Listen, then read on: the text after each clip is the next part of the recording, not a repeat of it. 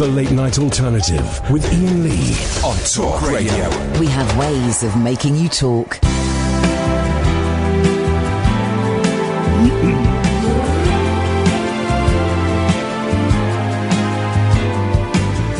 Born in the heat of the desert, my mother died giving me life. Deprived of the love of a father, blamed for the loss of his wife.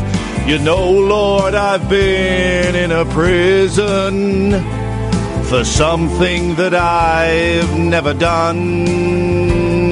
It's been one hill after another, but I've climbed them all one by one.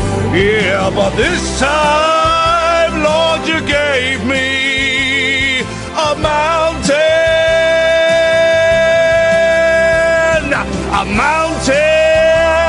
that I may never climb.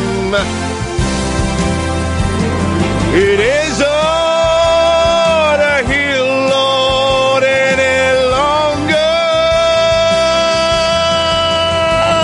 You gave me a mountain this time.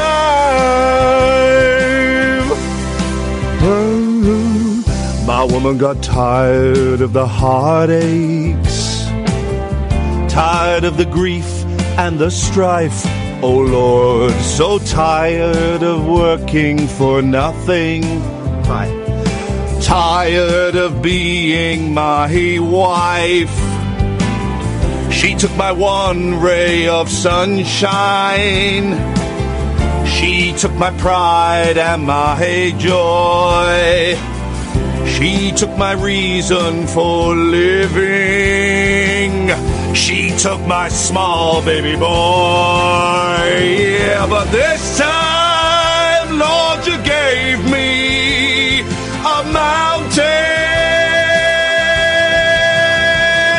A mountain that I may never climb. It is on a hill any longer. You gave me a mountain this time.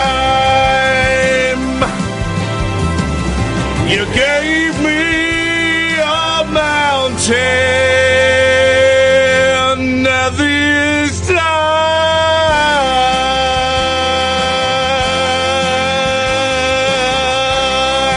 Oh, this time.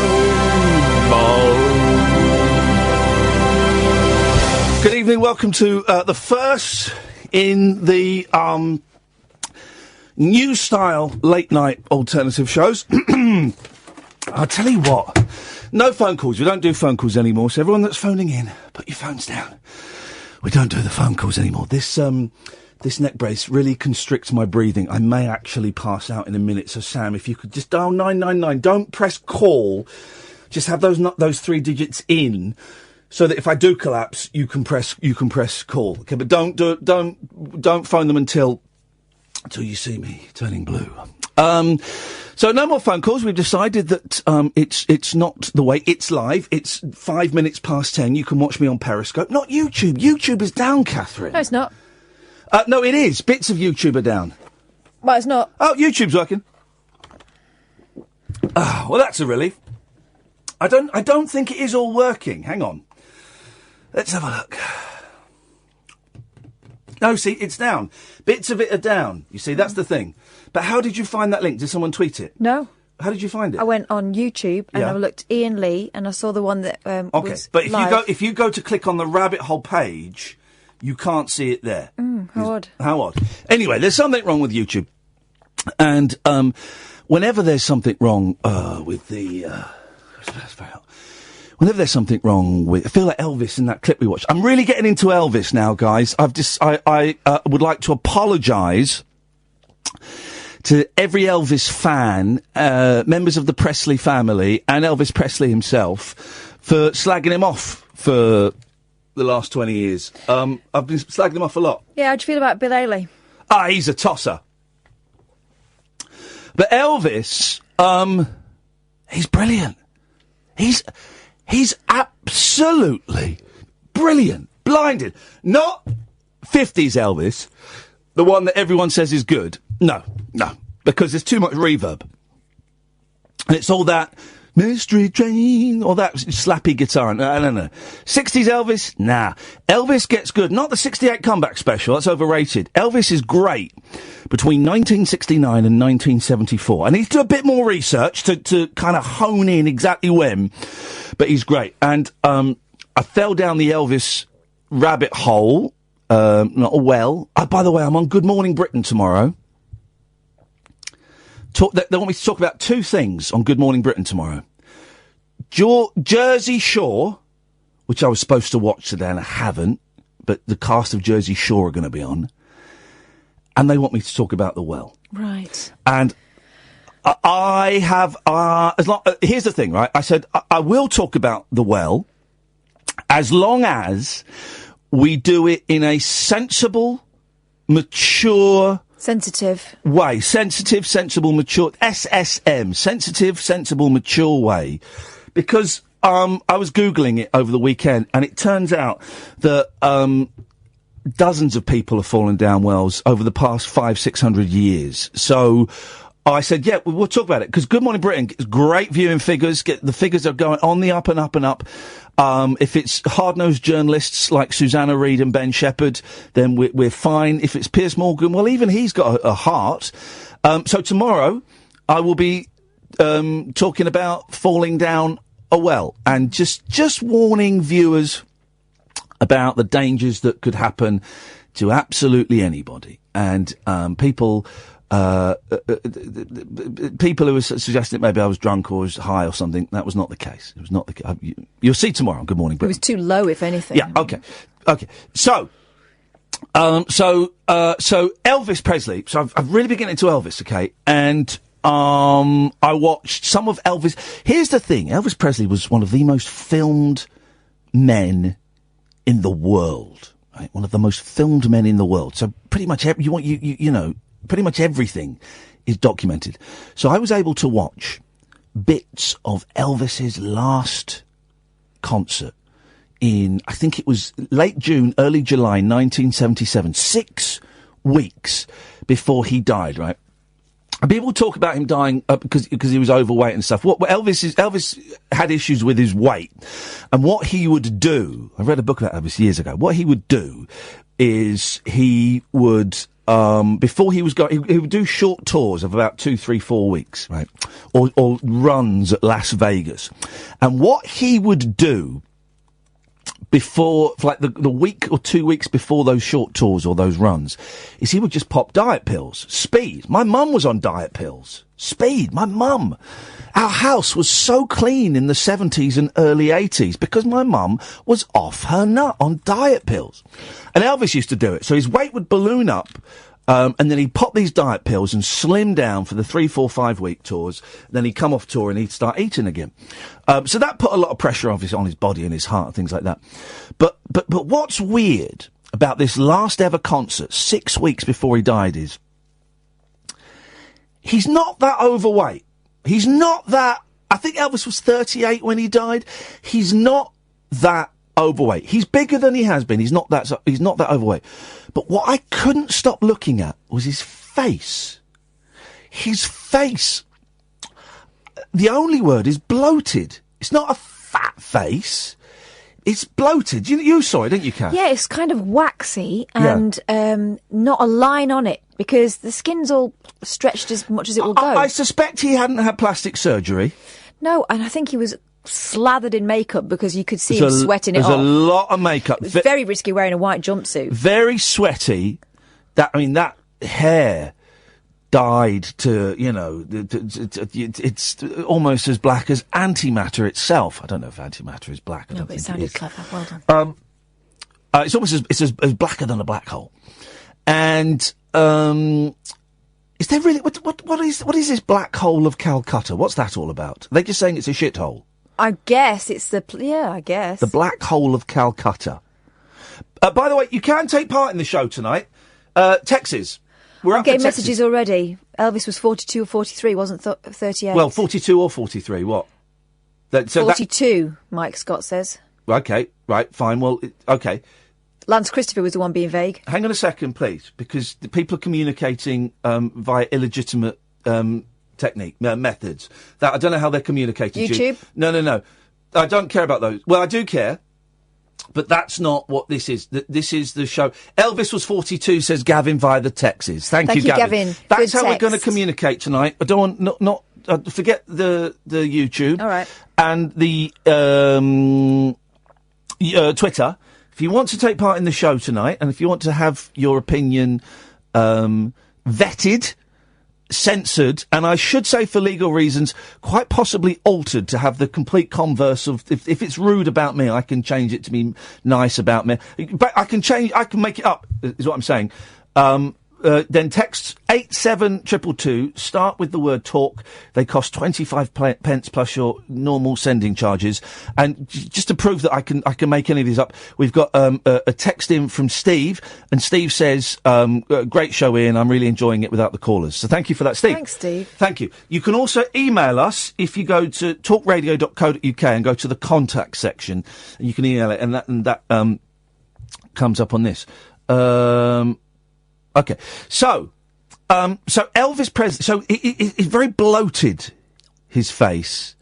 Quite jowly. Yeah. Great voice. Great voice. We watched, there's a brilliant performance, and I really recommend it, right? It's stunning, and it's heartbreaking at the same time. From his last concert, it's him at the piano, playing the piano, and he's not playing it brilliantly, but he could bash out a tune. He's doing that kind of, he's doing what I do, but better, bashing out the chords and stuff. And you can see the bit where he has to work out what the next chord is. He does it twice in the same spot, and he stops. And he's singing, is it Unchained Melody? Yes. Oh. And it's incredible. It's incredible. He's playing the piano. He's got the singers kind of join him in the thing. His deep voice is amazing. His falsetto is gone. He can't do the falsetto at the end. He can't do the high note. And he's sweating, and his face looks weird, but it's incredible. 6 weeks later, he died on the shitter. And it is now a friend of mine, and I'm a guy called Andrew Hickey. I say he's a friend of mine, right? I met him once. But this is interesting. We can talk about this a little bit during the show as well, about the nature of friendship, how that's changed. Yeah. Because before to have a friend, you'd have had to have met someone. Been to their house. Met them at school, met them at work, and that you know, you'd have had to have met them, right? But I became friends with this Andrew Hickey. I don't know how. I guess via Facebook groups and stuff, because we're both slightly geeky middle-aged men. Mm. We both love the Monkees with a passion. And we just kind of found ourselves, you know, just communicating via Facebook groups and stuff. And I met him very briefly in Liverpool a couple of years ago. He's a really nice bloke. He's also, by coincidence, a brilliant writer. And he writes these, what we used to call vanity publishing.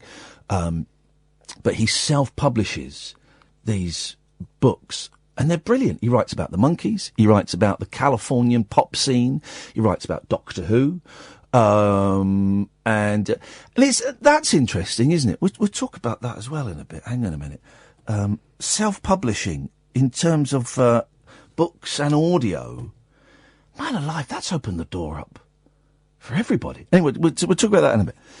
So he writes a blog, and he's got Patreon backers and things like that. And he's great. He's really good. And he's been very helpful to me. He's one of those people who occasionally will send me a message, an email, saying, if you're having a tough time, you can sound off to me about it. And he's one of the few people that actually I do sometimes sound off to, because I trust him, and he's nice, and I don't know him that well, and it's kind of good. Anyway, so he's got this blog, andrewhickey.info, right? And he's written this brilliant thing, and it's a few years ago, 2015. It's about Elvis Presley would have been 80. I always say, if Elvis Presley was alive now, he'd probably be dead by now. That's quite a funny... brilliant. That's a good line. That's That's actually a good line. Well done. I like that line. I don't use it enough. So he's written about Elvis Presley, right? And about how everyone thinks 50s Elvis is cool and jumpsuit Elvis is a joke, right? And he argues, no. Let me just read you a little bit. Most critics will at least give a grudging respect to Elvis's 1968 TV comeback special and the album from Elvis in Memphis. But pretty much none will give any credit at all to the music Elvis did in the 70s. Well, almost none, says Andrew. I still remember 20 years later reading Charles Shaar Murray's review of the Essential 70s Master box set in Mojo. I think this is word for word. The 70s were when Elvis finally got good. He was fat and lonely and crippled inside and making music for the fat, the lonely and the crippled inside. Isn't that great? Isn't that great? And there's a lot of schmaltz in there and there's a lot of, but he's singing about divorce, loads of songs about divorce. He's singing about a heartache in a way that, only a person in their late 30s, early 40s who's got divorced knows, because that's a unique pain. That's a unique discomfort. The discomfort of divorce is different from, splitting up with a partner or something. He sings about not seeing not seeing his children. Not his children, but the songs, the figure often isn't seeing their children. He sings about loneliness. He sings about sadness. He sings about what we would call now depression. And it is music for the fat, the lonely, and the crippled inside. Whether you tick one, two, or all three of those categories. In the 70s, Andrew goes on, Elvis finally had the artistic control he wanted. He had a live band consisting of some of the finest sessions musicians in the world. He had an amazing band. It was the best backup band in the world, bar none. J.D. Sumner and the Stamps, backing group vocals for the Gospel Quartet, and the Sweet Inspirations, Aretha Franklin's backing group for the soul. That's those chicks that are singing in it. Elvis was a fat, divorced, 40-year-old ex-trucker on prescription medication, and he was making music for fat, divorced, 40-year-old truck drivers. It was big and bombastic and schmaltzy and dealt with divorces and custody battles and the pain of everything going wrong in one's emotional life, and he did so in simple terms with a giant string section. Fantastic. And I get it now. I get it. And I dug out a box set, Walk a Mile in My Shoes, which I think I had years and years ago, and then I bought it about 18 months ago, because I got it for about £8, 5 discs, beautiful. I've not read the booklet, but 5 discs. I got it for £8, and some of the stuff on there, man alive, it is, it's incredible. Got some texts and some emails coming in. We'll read those in a little bit. 87222, start your message with the word talk. Texts cost 25 pence, plus your normal sending charges. I'm Iain Lee. This is the brand new late night alternative, only on Talk Radio. Across the UK, online and on DAB. The late night alternative with Iain Lee on Talk Radio. OK, no phone calls anymore. We don't do those. The phone calls are so 2017. You can text and you can email. Brian says, I can't actually. There we go. Scrolling. OK, fine. Katie says, doing great without the callers. Yep, thank you. OK. Brian says, have you ever listened to Dred Zeppelin? I bet you have. It's the most Elvis thing since Elvis. Do you remember Dred Zeppelin? No. Right, Dred Zeppelin. 1989, 1990, they did have I got this right? They did reggae versions of Led Zeppelin songs sung by Elvis. I think. And I think the idea was better. I remember I had a tape of it, and it was on the other side of the tape was Gary Glitter's Gang Show. Let's just say, the GGG side got played a lot more than the DZ side. But yeah, I think that's the thing. And it was an Elvis impersonator with carpet stuck on his sideburns. And then he died really young as well. Oh, no. He died really young. In the toilet, or...? No, I don't think so. James says, Ian, what's this I hear about you considering calling the Rabbit Hole a day? Rabbit Hole is a podcast that me and Catherine do. Yeah, I'm thinking about it. I'm thinking about... There's a lot of change going on, right? There's a lot of change going on in my life. And I'm just... thinking about sweeping out the old and getting in the new. And it's something that we've spoken about, Catherine and I, and we don't quite know. I mean, and I did sort of spring it on you a little bit yesterday for comic effect. By the way, everyone who came to the Rabbit Hole last night, well done. There were the people who bought the first 15 tickets, the time was wrong on the tickets. Oh, man. So one guy messaged me saying he rocked up at 7:15. I did offer him a refund. He wouldn't take it. So fair play. But the first 15 tickets had the time wrong. I remember now. But everyone who came, it was a great night, a lot of fun. It was a really funny night, actually. And, then some people messaged me saying, we didn't get a picture with you, but we were waiting in the bar. Okay. Anyway, but we did it last night. And, what do you think about it being me? I'm not saying it was the last one, definitely, but what do you think about it? I think we need to do something new with it. I'm up for that. Whether it's not having it anymore in that incarnation or at all, I don't know. I just know we've got no more booked up, apart from the show in June, which is hopefully going to be something slightly different. Yeah, and the whole idea of it was to take it out of London, so, it's done the job in that way. Yeah. So I don't know, guys. I'm open to suggestions on that. Ian and Kath, I don't have any friends, so if I couldn't call the people I've met once and have on Facebook friends, I'd be screwed, says Lynn. Nick says, here we go. I'm autistic and suffer from depression, and people like you make life much easier by talking about stuff. I know you get stick off some people, but please know that you're a massive help to us. Lots of love. That's from Nick. Thank you, Nick. I've had a few very nice people like Nick get in touch recently and say some very nice things about how me talking about mental health has been helpful to them. And also about the way that we do this show has been helpful. That guy last night I was speaking to, the skinny Gene Gardner, said some really nice things about how this show, and by, you, that includes you as well, Catherine, it has kind of inspired him to try and do something that feels true to him, which is why we're not doing calls anymore, because it just doesn't feel true to me to do calls. So, yeah. What's this? Ian, it's Mr. Baxter from the Rabbit Hole last night. Oh, yeah, he was good. I forgot to ask, what was that Monkeys tune you tried to do last year with 4 people, 1 on each line? That was called Zilch. We didn't try to do it. We executed it beautifully. No, we did it. And when I say executed, I mean stone dead. Archie says, one of the things I found strange about Elvis being called the king of rock and roll, he never wrote one song. Now, here we go. I tell you why Elvis is called the king of rock and roll. Because no one did it before him. No one did what he did before him. He was the first. Right, let's deal with the thing about him stealing black people's music. Most of his songs are written by white people. Hound Dog?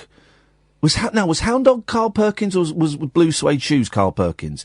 Blue Suede Shoes might have been Lieber and Stoller, who were white, Jewish kids. Anyway, most of his songs are written by white people. Again, Andrew writes brilliantly about this in his thing. You could argue that Elvis was perhaps more successful than maybe Little Richard or Chuck Berry because he was white. Yeah, okay, you can possibly argue that, definitely. But you can't argue, Elvis still sold more records than most other white people. So he obviously had something, he sold more records than Pat Boone, who did Ain't That a Shame, covered black music and stuff. Yeah, but the thing was about Elvis was he was the whole pop package. Yep. And the first time you'd kind of seen it. Yep. I mean, he was a really, really good-looking bloke, regardless of whether he was straight or gay. You cannot deny that fundamentally that is a good-looking fella.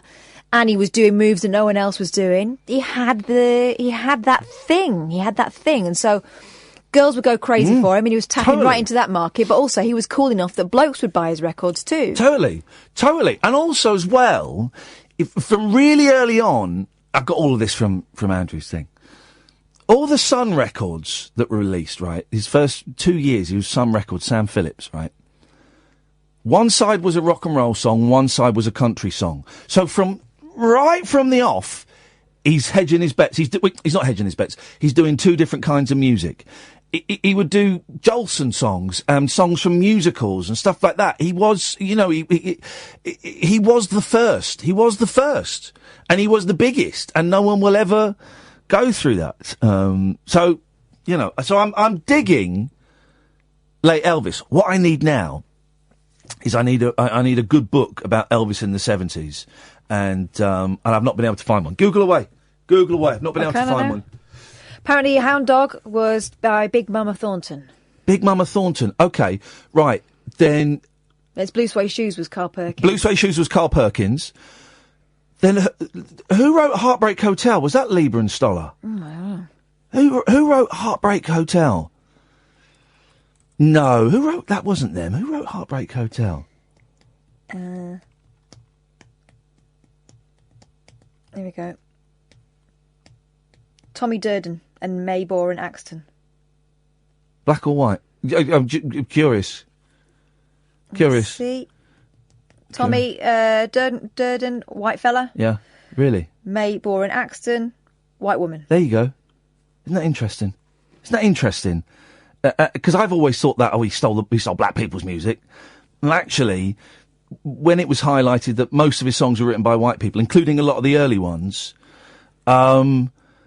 it's interesting, isn't it? It's very interesting. I don't like early Elvis. I don't like the movies. Do the Clam and Yoga Is As Yoga Does. Those are actual songs by the dude. But I'm really enjoying having a look at late era Elvis. Might do another Elvis song later on because I've discovered, this is what I discovered in the car, that I can if I really let rip, come on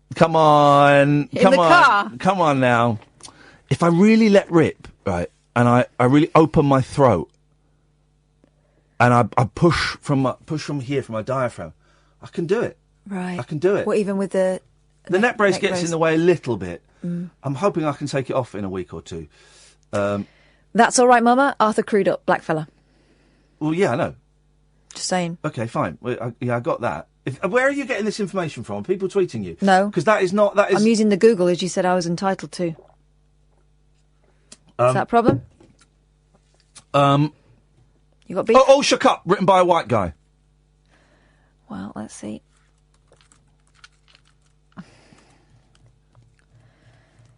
Yeah, I think you might be right. Go on. Who is it? Oh, no, hang on. I'm looking at All Shook Up musical. For goodness sakes. I mean, come on. Come on, guys. Come on. Come on, guys. All Shook Up. Recorded by Elvis Presley. Yep. Composed by Otis Blackwell. Well. Doesn't say. Hang on. No. I don't know. I can't find it. He's not got a picture. Okay. Well.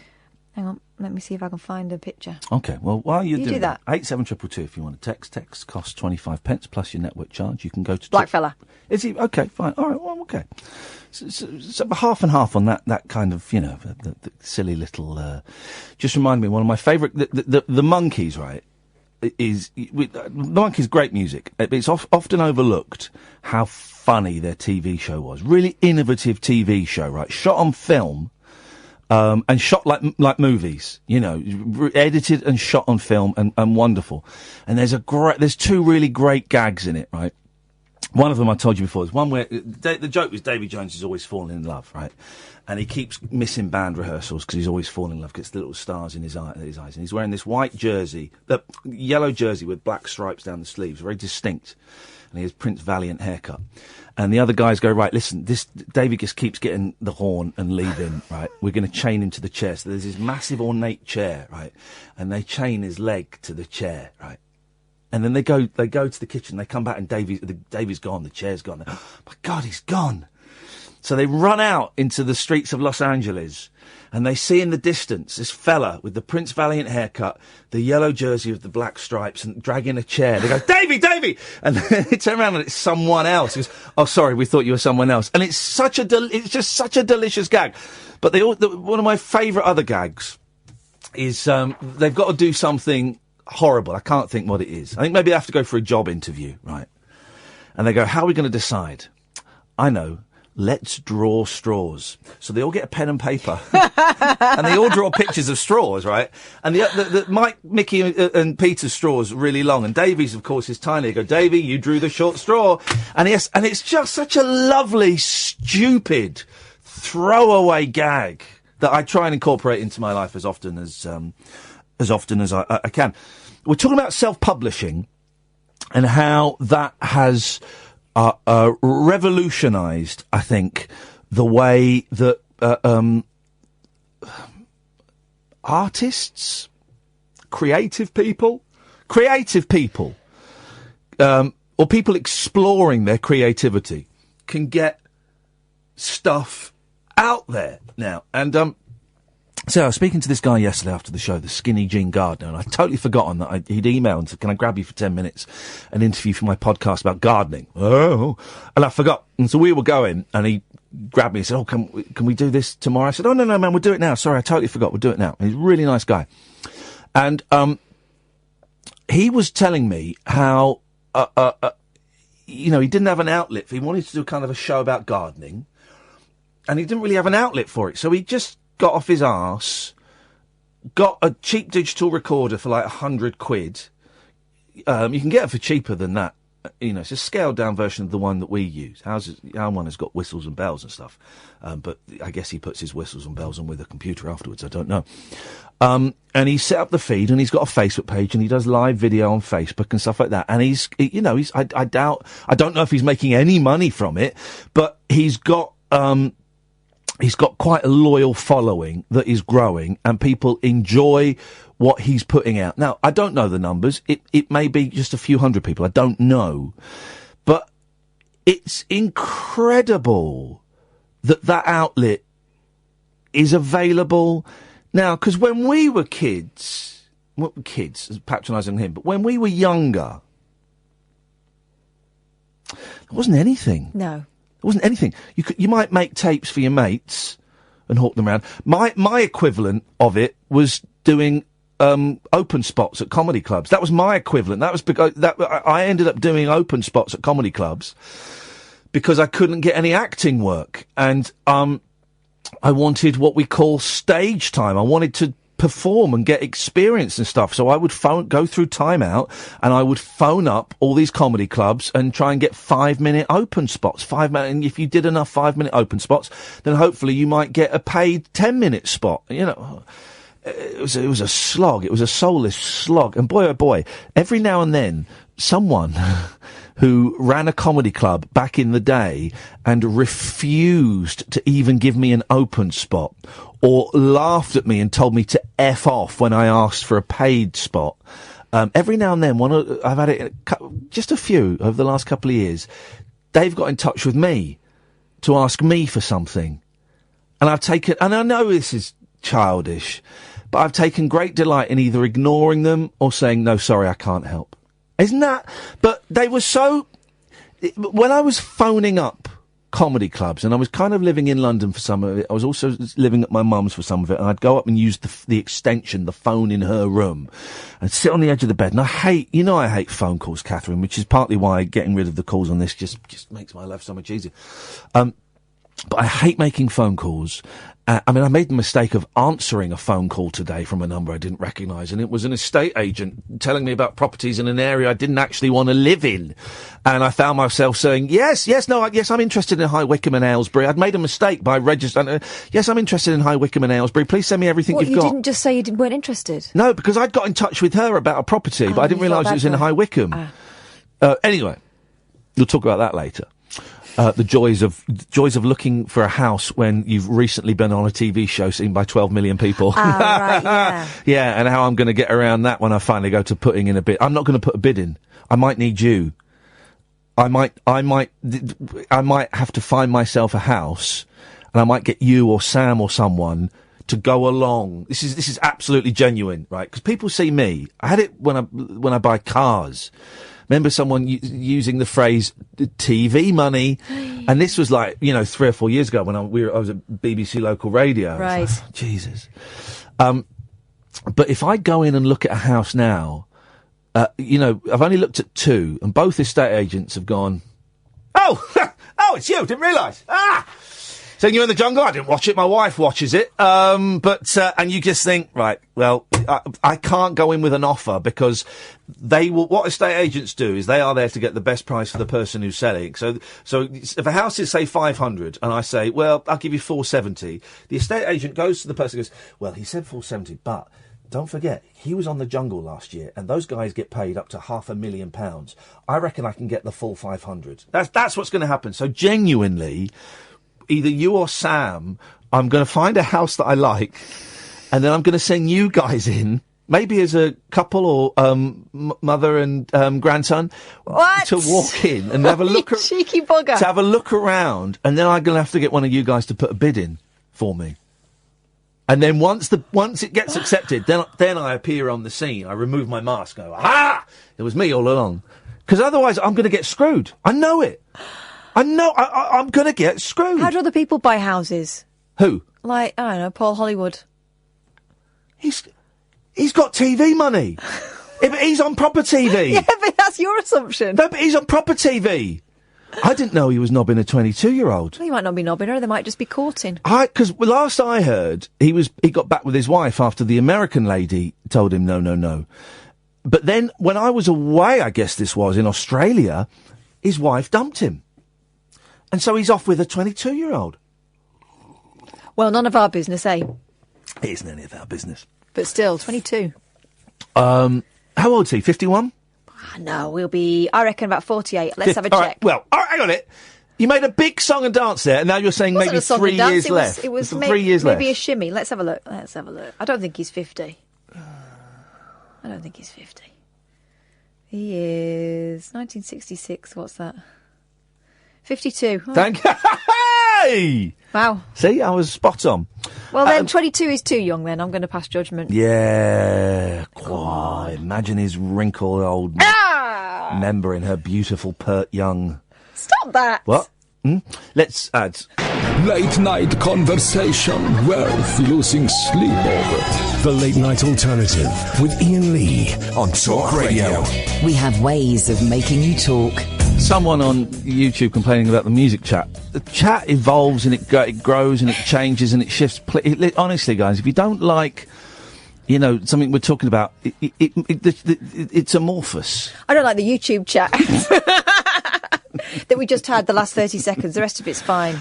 This is the new and improved late night alternative on Talk Radio. We don't take phone calls anymore. And boy, oh boy, oh boy. Here we go.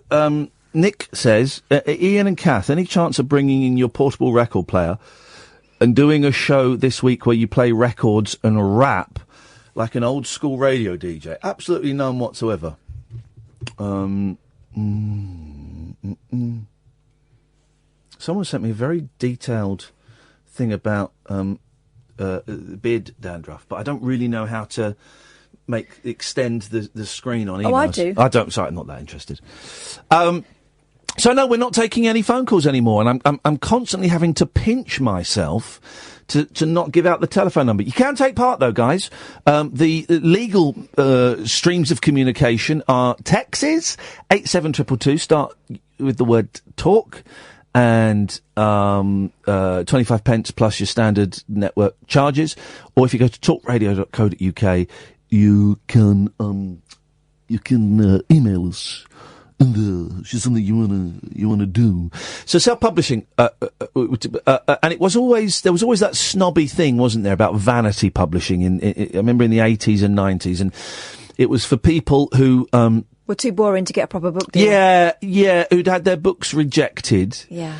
And so they would. I read some properly mad books though that were self-published. Like, oh no, well the vanity stuff. I think there was a lot of it because you would have to spend like £2,000-3,000, and you would then physically get 200 books, and they would be in your garage forever. And there was the thing is as well. Also, it's such a dated concept to do it that way, because then you have nowhere to sell them. There was no outlet for them. Whereas now, if I self-publish a book, and it's something I'm looking at because no one's interested in the book that I was writing. and I do you know, I had a look at what I'd written the other day, 28,000 words, and I wrote another 500 the other day. Struggling to write about the 11 o'clock show because it's quite boring, actually, what that was. I'm trying to make that interesting. But, you know, I'm still toying with the idea of bringing out a book at some point. But no publisher will touch it. So I might do a self-publishing. Now, there are so many websites and ways of doing it. And also now, when you do it through a lot of these websites, the book only gets printed up when someone orders it. So there's no wastage. There's no, you know, having 4 huge boxes of books, you know, in your mum's spare room or anything like that. Someone goes online and they can either order a digital download of it, so it just gets sent straight to their tablet, or they order a book and it gets printed up. Now that's pretty perfect. If you are selling, small units, you know, micro thing. I released a DVD a couple of years ago, this obscure film starring one of the monkeys called Keep Off My Grass, about 1975 or 72, I can never work out which year it was. And it's a really low budget, not particularly good stoner comedy, right? And I kind of, it was like a sort of a holy grail for Monkees fans, and no one could find it. And I've been hunting for it. And then I was at some convention in America, and I overheard a young lady speaking to Amy Dolenz, daughter of Mickey and star of, what's that film she's the star of, starring Tony Danza? She's up for it. She's mad for it. She's mad for it. Amy Dolenz, Tony Danza, like a sort of 80s straight to video. It's quite a big film, actually. Rom-com. She's Out of Control. There we go. She's Out of Control. Is that what it's called? Yeah. And your thought was, she's mad for it, she's up for it. What's the title? Anyway, so I just happened to walk past her while she was speaking to another young lady. And the first young lady was saying, and so we had a screening of Keep Off My Grass the other day, and I stopped. It's like, this. I turned around and I said, I'm really sorry I overheard that, but I've been after that film for... Anyway, it turns out her dad was one of the producers of the film, and I got in touch, and it all got very complicated because they wanted huge sums of money for me to release it on DVD, and I had to say to them, dudes, there is no money to be made in this film. There's $1,000, $1,500 tops. It's a really obscure film. The version you have sent me is such poor quality, you know, and they wanted to sell it for like $50 a pop and all of this. And so I made it kind of this mission to get a really nice cover designed and to record and film at my own expense as many extras as I could. And I got some Monkees fans to record a commentary for it. And I got, I paid a guy in America $100 to go out and film an interview with one of the people that was in it. And I filmed a couple of things at home talking about how I found it and all of this. And we put it, and I put it out, and it was a real learning curve, and I did it via a website called Create Space, right? And, cause I was looking at getting loads burnt and printed up, and it was a real punt, and I thought if I got them printed up, and you can get them made for like £2 each, and then I could post them out. So this website, Create Space, they do DVDs, they do CDs, and they do books. And you put it on there. They take quite a big chunk of the money, but, It sold, and we sold, I don't know, 200 copies of it, 250 copies of it, something like that. And every month I get a little thing from Amazon saying you've sold 1 copy this month. Fine, beautiful, you know, and it's kind of covered my costs for it. And I just, you know, lowered the price ridiculously a couple of months ago, and it sold a few more. But so there are ways of getting all of this stuff out there. You talked about reading vanity publishing stuff. What had you read? Yeah, you know, because I used to work for a BBC, well, for a long time, I worked for a BBC local radio station, and the show that I used to do, one of the shows I did on my own, and I would produce it as well. Yeah, was like a local history thing. Now there are loads of local history buffs, and you know, not all of them interesting. Some of them brilliant characters, some of them just boring. Yeah. But you know, they put the contents of their heads and their years of study into these sort of self-published books, and sometimes you'd get an absolute beauty, but for the most part, they were kind of, you know, rather dull pamphlets. Yeah. So yeah, I had at one point I had quite a lot of these books, but it's an outlet, and you know, some people find that stuff interesting. Yeah. And I think also it's more for the person that writes them, it's more the fact that they have got a physical. Yeah, I've written a book. This is my life's work. Hands. Yeah, I think that's the thing. But there are some people that make a living out of it. I think Andrew, who I've been talking about, I think he makes a living from his Patreon blog and from the books he puts out. And when I say a living, you know, he's not driving around in a sports car smoking expensive cigars. I think he can pay his rent and food. It allows him to write. Yeah. Because this is another thing. You know, exactly. you talk to Matt Haig, for example, and he's not the only writer who's made this point, but he's someone we've had a conversation with about it. You need to have a certain amount of money to be able to not do anything else but write. And if you're writing a book, you need to not do anything else but write, which is why there's this kind of whole sector, really, of authorship that is just posh people that've got enough family money to be able to sit down and do nothing else. And it's not right. And this whole sort of democratisation of publishing means that it's not that so much anymore. But then it also goes back to the start of the indie music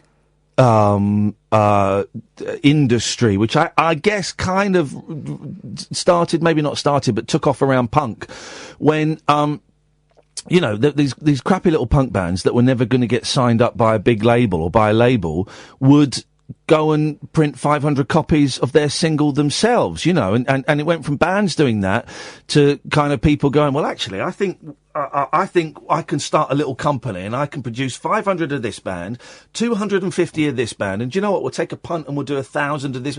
And that's how things like Factory Records started. You know, Factory Records was a small indie band. It was driven by Tony Wilson's chutzpah, you know, and New Order's money. Yeah, well, New Order's money eventually once they started making money, but when it was Joy Division and stuff, and you know, it was Tony Wilson that took a punt and said, all right, well, I think I'm on the borders of my musical knowledge here. I think I got this right, but it was people like Tony Wilson who took a punt on these you know, these dour, miserable, you know, very small bands that had small followings and went, you know what, I think maybe we can sell 1,000 singles with these Yeah, but guys. with Tony Wilson, it was never about money. It was just, he would pour it all back into the art. It was all about art. No, exactly.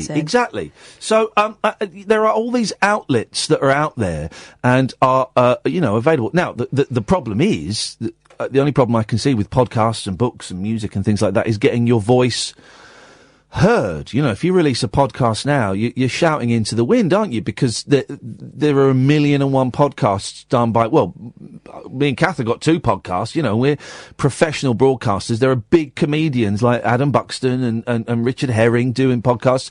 There are, you know, great writers who have got huge companies behind them giving them money to do podcasts like John Ronson and people like that. So, you know, if you start your own podcast, you're kind of shouting into the wind. But I guess it has to be about, you know, you wanting to create something and to express yourself artistically. Yeah. I think. Well, there we go. That's an hour down. I was a little bit nervous about this no callers thing, but do you know what? I think it's I think it's gonna be all right. I think it's gonna be a long, long time. You are listening to a very bold, very brave, new late night alternative with Catherine Boyle and myself. You can listen to us on DAB. You can download the app, or you can go to talkradio.co.uk. Don't forget you can watch the show if you go to periscope.tv/Iain Lee, or if I'll tweet the YouTube link, because YouTube is a little bit friendlier. You can take part in the show. 87222. Start your text with the word talk. Cost 25 pence plus network charge. Or if you want to do it for free, you can email us by going to talkradio.co.uk. I am Iain Lee. This is the Late Night Alternative on Talk Radio. The Late Night Alternative with Iain Lee on Talk Radio. We have ways of making you talk. Here we go.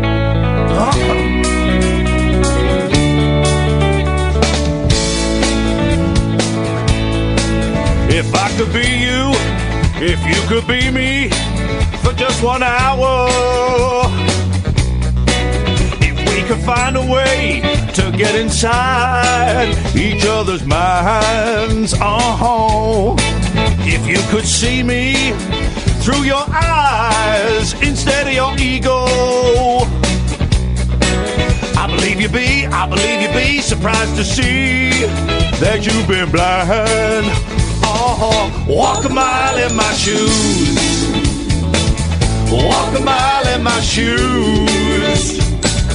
Yeah, before you abuse, criticize and accuse. Walk a mile in my shoes.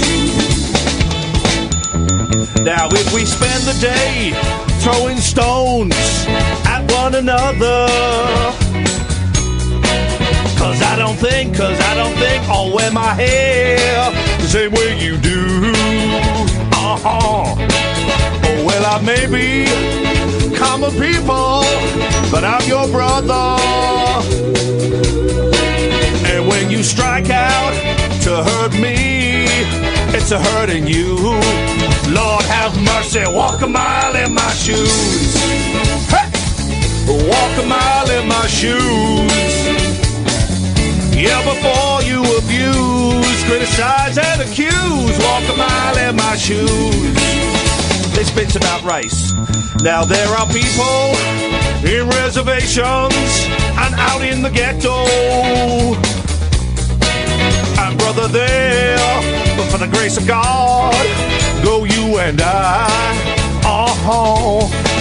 If I only had the wings of a little angel, don't you know I'd fly to the top of a mountain, and then I'd cry, walk a mile in my shoes.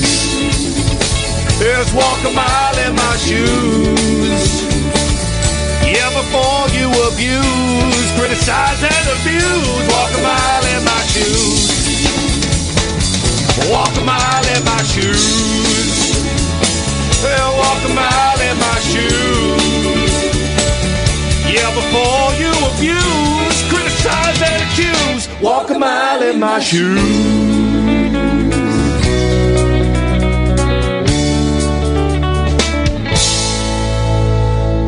I like to dedicate that to everyone on Twitter. Do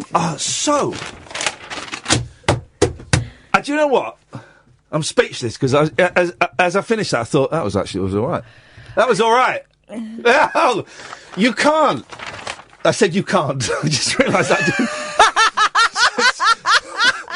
As I said, I thought, I don't think you enunciated that word as clearly as you needed to avoid any Ofcoms. You cannot say otherwise. I can't knock that. LBC are talking about gay kids right now. Right. Here's the thing, right? I think you spelled kids wrong. Just kids. They're talking about kids. So Ahmed has texted in. Thank you for the 87222. Slightly word talk, 25 pence by Sam. Ahmed has texted in, right? Yeah, twice, okay. First text. LBC are talking about gay kids right now, right? Then 30 seconds later, he's put an asterisk and then the word fat. So he's obviously one of those words in that original text was fat kids or fat gay kids? Fat. I guess he means LBC talking about gay fats right now. Gosh. What is it? Are they talking about gay kids or fat kids? Doesn't matter. I'm for both. Here we go. Will says, my dearest Iain, very much enjoying the new show and vicariously exploring the depth of your mind. Thank you.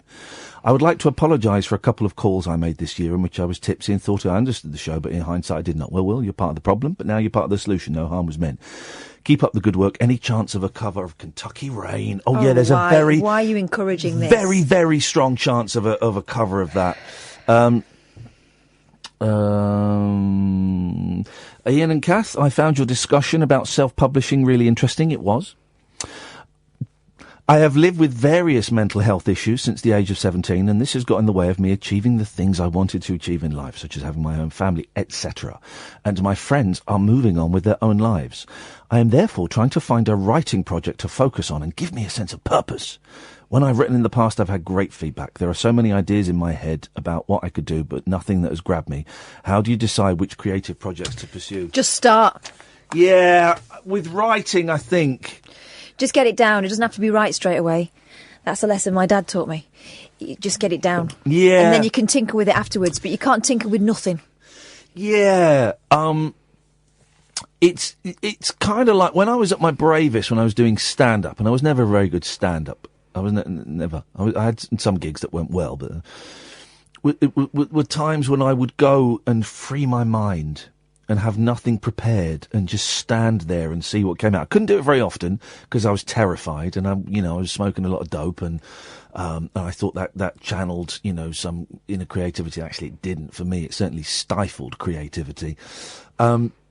But I would sometimes go with nothing, and it was freeing. And it's just as we're considering stopping doing the rabbit hole, it's just as we've worked out, and maybe that's why I'm considering doing it, because I've worked out what it is and how to do it. The last 2 rabbit holes. Where was the last one we did? London? Bath. Yeah. No, we've done one since Bath. one since Bath. Brighton. The last 3. But Brighton was always fun. That's a beautiful place to go. Oh, it's good. But the last 3, I think we've got it. We've finally worked out what the formula is, right? And the formula is to treat it as though it's the radio show, but and just do it. And as soon as it starts, we're in. But even that's not actually accurate, because with the radio show, I've written down some stories from the papers, and I've written down 6 things to talk, 6 things that have been floating around in my head. Just literally words. Elvis, houses, how did they discover fire? No films I've written down. I don't know what that would be. Oh, because it's not, okay, I know what that is. It's literally written down. And I did that for the rabbit hole last night, but we didn't touch any of those things that I'd written down. But don't you find it's when you're prepared, that's when you've got stuff, that's when you don't need it? I think no. I think that's part of the journey. I think the true. This is going to make me sound so pretentious, but do you know what? Say it. I'm going to say it. The true art comes. I've lost it. The true art comes when there's nothing there. And last night was one of the best rabbit holes we've done. And just as the lights went down and we started the show, we were straight into it. None of that was prepared. None of that was rehearsed. You'd mentioned about maybe doing a Guess Who game, and you'd started to talk to me about the rules. And I said, no, don't. I don't want to hear it. I've heard enough. Talk to me about. Sorry, I don't want to hear about it now. Talk to me about it in the show. And that was it. And we had a couple of answer phone messages, and that was it. Right. And I don't know, it came from, there was something greater than us spewing that stuff out last night. For people that came to the, now this hasn't gone out as a podcast yet, okay? So I'm literally speaking to, 100 people last night and 90 people in Bath. I'm speaking to 190 people, right? This will go out soon, but in Bath, and then again last night, we played an answer phone message that we received from a woman called Sue in Switzerland who wanted to talk about death, okay? And if you remember in Bath, we spent an hour trying to phone her up, and we got this mysterious Swiss guy, who, well, not so mysterious, he was in Switzerland. We spoke to him in German, and we couldn't find Sue. And then we played it out again last night, and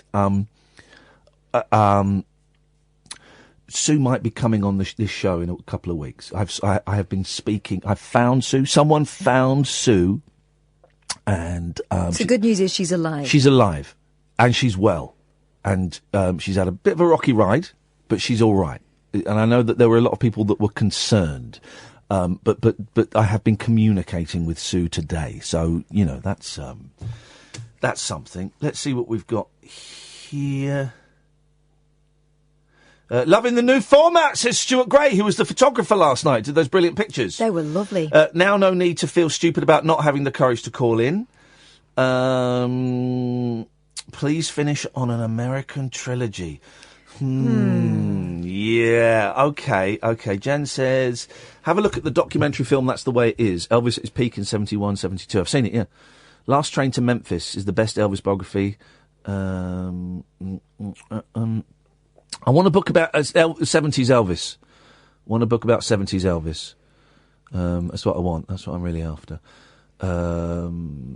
We need to stop child obesity now. by eating all of the Easter eggs. Come on, Jenny. My eldest hit the wall very early this Easter. Really? Yeah, today, this morning. I got up and I said to her, I opened my first Easter egg today. Yep. And I didn't even eat the egg. I just ate it was Munchies. I don't know why my mum's bought me Munchies. It seems like a very old-fashioned... Munchies? Oh, I bought a packet of Munchies the other day. Yeah, packet of Munchies, but a Munchies Easter egg. That seems grandiose for Munchies. What they should do, these bastard Easter egg makers... It's all right. Okay, once you get over the thing that it's not a giant, the Mars bar Easter egg isn't a giant egg with Mars bar juice in it, whatever. Oh, that'd be amazing. Yeah, but okay, all right. So they're not going to do that. Okay, No. but they could surely make the actual egg out of the ingredients because it's different. It's just different chocolate. Yeah. All right, so make it out of like a thin Mars bar. Do that. Yeah. Do that then. So you smack the egg open and it's a thin Mars bar. It could be smaller. Yeah. So yeah, this Munchies Easter egg. I didn't bother with the egg. Well, I'm not really that bothered about Easter eggs anyway. So I had the Munchies and I opened them up and I let my youngest have one. And of course she helped me out. She's very helpful when it comes to chocolate. My eldest, though, turned her nose up and said, no, I'm sick of chocolate.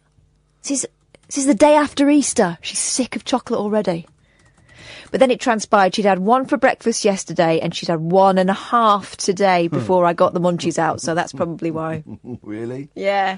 Oh, devils. I'm reminded of... Let me just see if I can find this. I'm going deep into my DMs. Where is it? Hang on a second. Going deep into my DMs. Why can't I find it? Why can't I find it? Let's try that. No, I can't find it. Dan, Mugger Harris. Yeah. And Billy Hayes. Billy Hayes. Yes. Who are contributors to the show. And very artistic men. Yeah. And Dan makes films and Billy is a musician. Yeah. And Dan's a brilliant painter. Have you seen his paintings? Oh my God, yeah, they're so good. They're nuts, aren't they? I mean, insane. But he's damaged goods. You can only do those pictures if you're damaged goods. You have to be. Put it to use. You have to be. But they're brilliant. But they've started doing a radio show. And I think it's partly because they've been inspired by us. So they've started doing a radio show, and I'm just trying to find... Yeah, you tweeted saying it was great. Yeah, I was listening to it. I listened to about half an hour of the first one, and it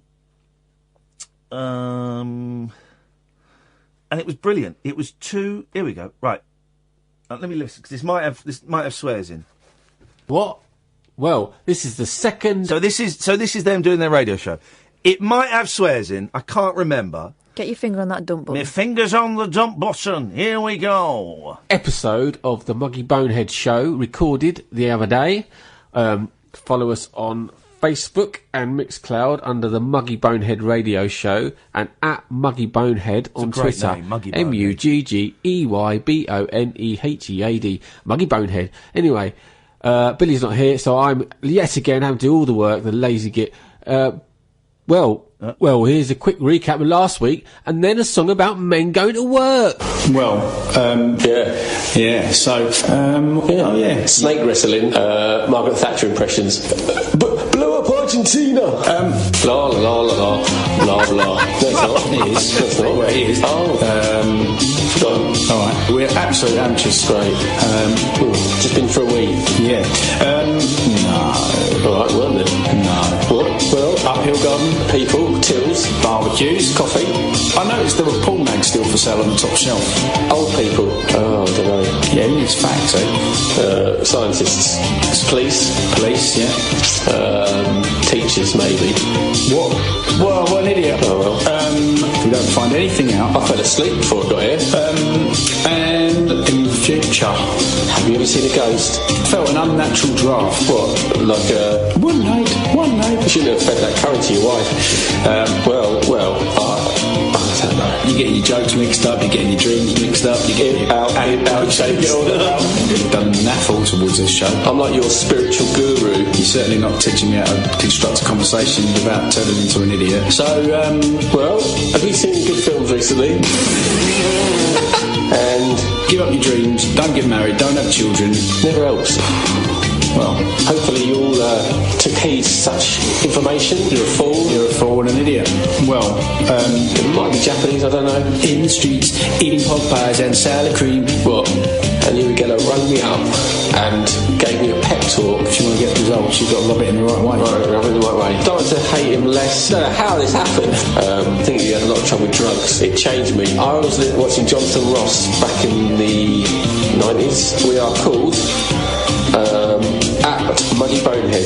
MUGGEYBONEHEAD. Between 10 and 12 next Wednesday. Thanks, guys. Ta-ta.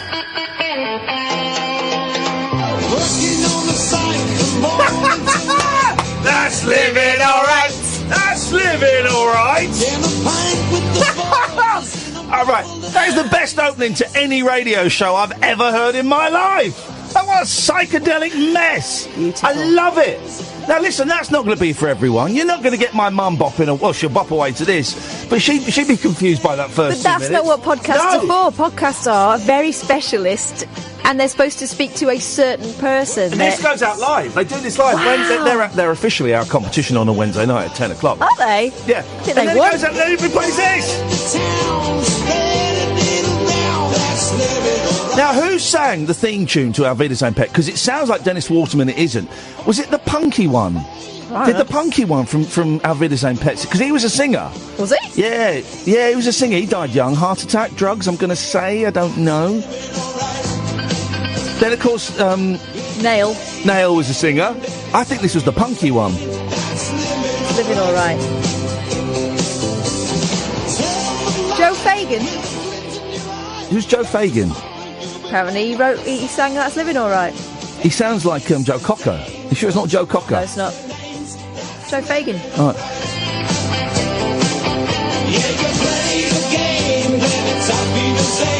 That's living all right.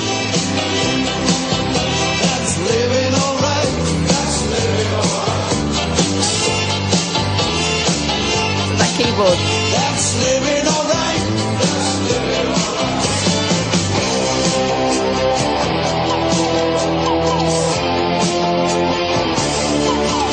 And on it goes, and on it goes. First time I saw a stripper was on Our Vida St. Pet.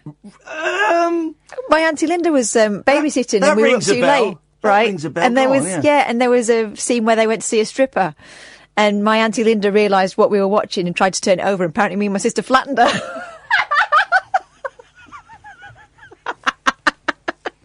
What was that? When we come back from the break, I'm sorry to put a dampener on you. We've got some bad news that's just popped up Oh, on my no, computer. Well, let's do the break. The Late Night Alternative with Iain Lee on Talk Radio. We'll get you talking. All right. These scumbags, these vultures who like to exploit my misery, right? I fell down a well last week. Oh, it was funny. You tell me it's funny to be wet to just below your knees. I had to piss in that water. I didn't say that last week. Whoa, don't tell him that. Don't tell him that. No, I had to piss in that water. I was standing in my own piss, right? And I've not made a big thing about it, but I'm wearing a neck brace because I twisted my right ankle and it's kind of gone all the way up my spine and it takes me an hour to get out of bed. I'll be on Good Morning Britain tomorrow. Normally I get up at 5:10. I have to set my alarm for 4:10 to give me a head start. And I'll be wearing a neck brace on there, but I will be talking about in a serious way about what can happen. So I'm looking forward to that. Anyway, The Sun have written a story about tonight's show. You mean our co-workers at The Sun? Brace yourself. Would they do this to someone who had cancer or was in a wheelchair? Well, if they're wearing a neck brace, they might. Brace yourself. Iain Lee wears a neck brace on his talk radio show days after falling down a well in bizarre accident. The 44-year-old, what's that got to do with anything? Careful. 45 soon.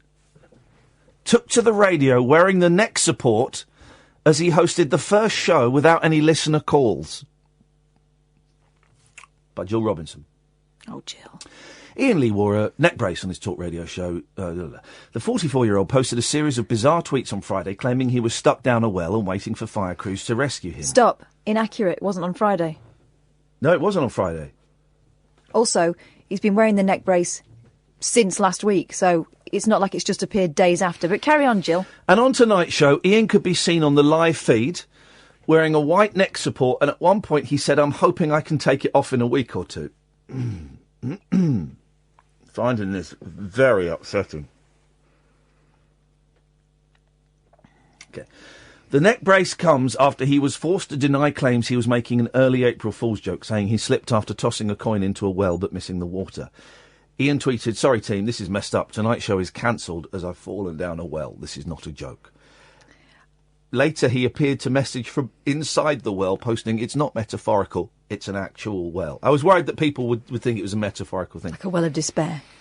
"This is nuts. Phone dying. Help is coming, but I'm a bit shaken." He added, "Sprained ankle, soaking wet. I've been told the fire brigade are on their way. Pray God for me."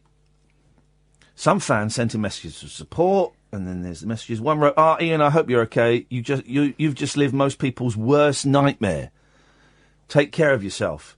Another said, "I'm not sure what on earth is going on, but I hope you are sorted very soon. Stay positive." The presenter updated followers once the alleged incident was over, writing, "Out of that bloody well. Wet, battered, limping. Big up to the fire service. Police car gonna blue light me to talk radio. Incredible service." And thank you, because I spelt incredible wrong, and they've actually spelt it right there, so thank you. You spelt it Spanish way. It was perfectly incredible service correct, from the boys and incredibly. girls in blue.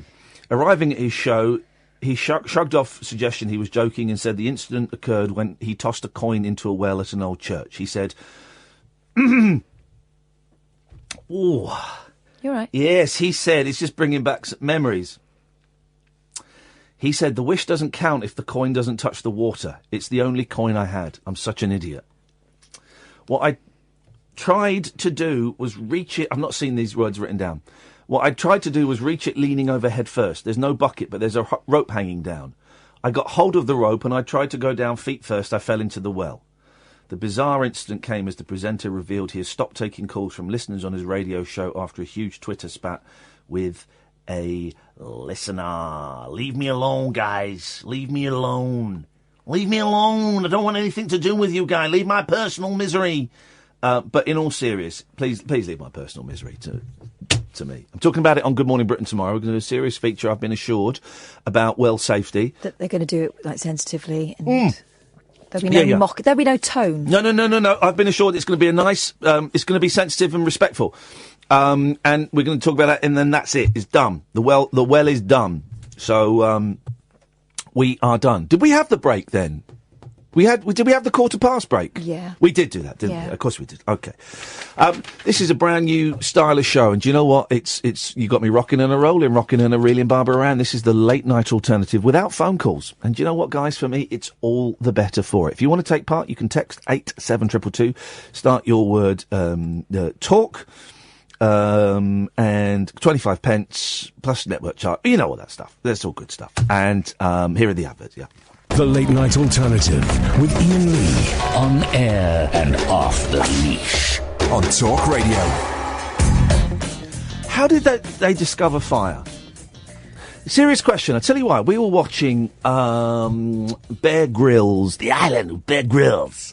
You know, Bear Grylls is on a different island to this. He's not even on an island. He's probably in Panama, or he may even have gone home. He just drops them off, right? Yeah. And says, "I'll see you in a month." Well, they get... Because I was up for I was the standby contestant for the celebrity one, right? Which meant I got paid $2,000 for not going. Beautiful. And, we were going to get flown out to Panama, have 3 days survivalist training, then dumped on the island. So there's a new series of the civilian ones starting tonight. And they've made it competitive. They've sort of dropped 2 teams on there without telling each team that there's another team. And it's a really, strange old-fashioned division. It's posh people versus common people. And they kind of meet up. It's a very weird vibe. Now, having been part of, one of these shows where 24 hours is edited down into 53 minutes... I am aware that that narratives are not. Maybe not necessarily created, but they're certainly sharpened, and any of the rough edges are knocked off to create a fine point, as opposed to a kind of an amorphous lump. Second time I've used the word amorphous in the show tonight. Well, it still works. Yep. Which most conversations and most day-to-day interactions, they're amorphous, and they're not smooth and they're not pointed. But on TV, we have to have pointed. We have to have good guys and we have to have bad guys, and there has to be, and that can change. The good and the bad can change, but we have to have those divisions. But it's still a cracking watch. You get taught how to make fire. And obviously, to make fire, you rub sticks together. It's not quite like that. You have one type of wood with a hole in it, and then you have another bit of wood that's got a point in it, and you've got some rope which is around that, and it helps you to move it. You don't even have to move it that fast. You have to do it for a long time. That's the thing. You've got to do it for a long, long time. It's the friction you want. Yeah. Is there anything down the hole, though? No. Is there not like some bits of like grass or something? Well, no, you've got to get embers going. That's what you get in there is embers.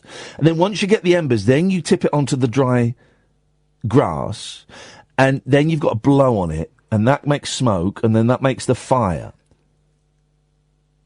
But how did they discover that the very first time? The very first time. Because you don't discover that by accident. Well, I'm thinking it must have been an accident. An accident? Yeah. Because they couldn't have known that would work. They wouldn't have known about friction. They would have been doing something else and then realised that there was smoke coming, surely. But I mean, I can't imagine a scenario in which you would be making that motion without. Well, flint is a great way for starting. Flint is a much better way of starting fire. Now that might have been hitting something. Yeah, flint is a much. If I were to start a fire, it would be with flint. I think is how I would do it, as opposed to the sticks method. Here we go. Graham's so nothing to do with what we're saying. Just we were going down a cul-de-sac. Iain and Kathy, absolutely loving the show tonight. Been listening on a snowy drive home from a gig in Glasgow. Snowy. Crikey. You be careful. The best show in ages. Thank you, Graham. Yeah, I should have said this early on. Sorry. I will only read out your texts and emails if it's got a proper name and a location. And we're an hour and a half into the show. We can start getting a little bit stricter now. So please, I will only read out your texts if it's got a name and a location, because I don't want any spammers. It's Easter holidays. Is it Easter holidays for your kids? Yes. Yeah.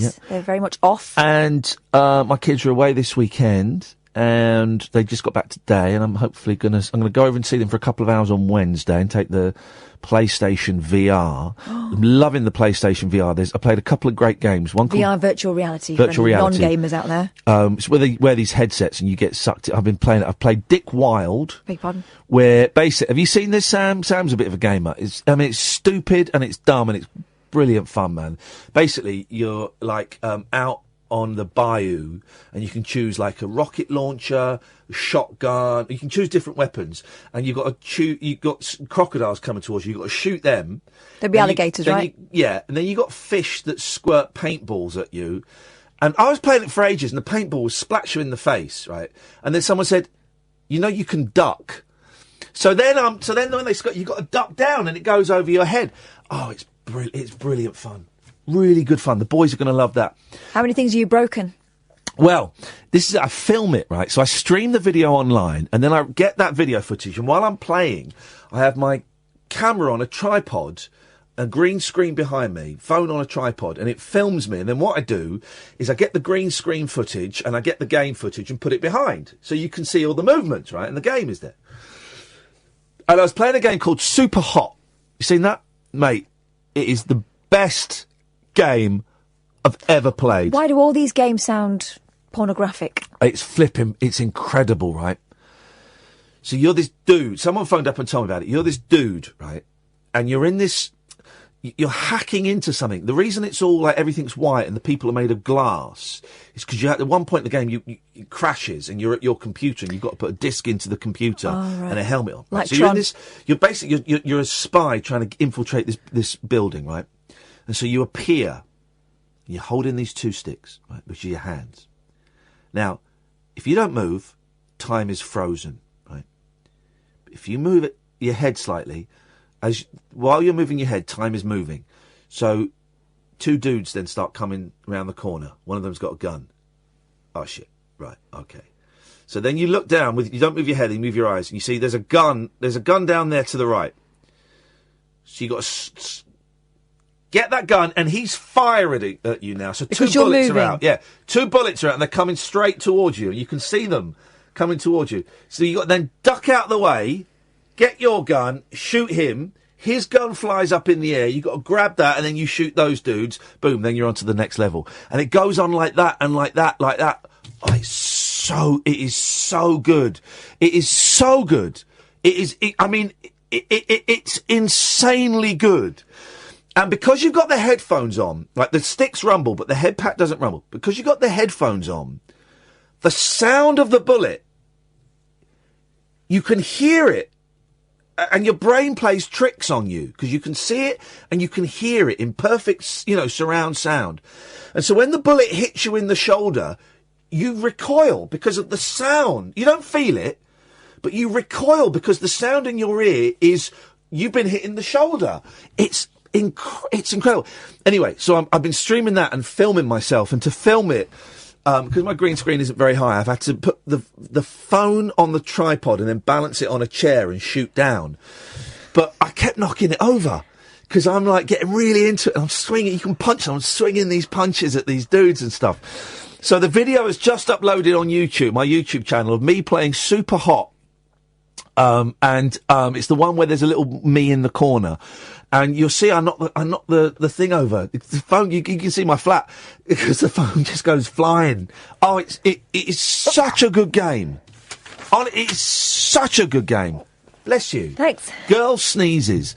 And I'm loving that. And I've got to say, I kind of joked about this before. It was a half joke and it was half serious, right? About me leaving the radio to become a professional gamer, okay? It's half joke, half serious. This weekend, right, I had a really, really interesting chat with a potential sponsor. And it was, I can't say anything, right? What's that book? I've been reading that book. What's it called? The Artist's Way? Is it The Artist's Way? That sounds familiar. What have you been going on about? It's a really good book, right? It's called The Artist's Way, the Artist's Handbook or something. And it basically... The Artist's Way. The Artist's Way. It's a great read, right?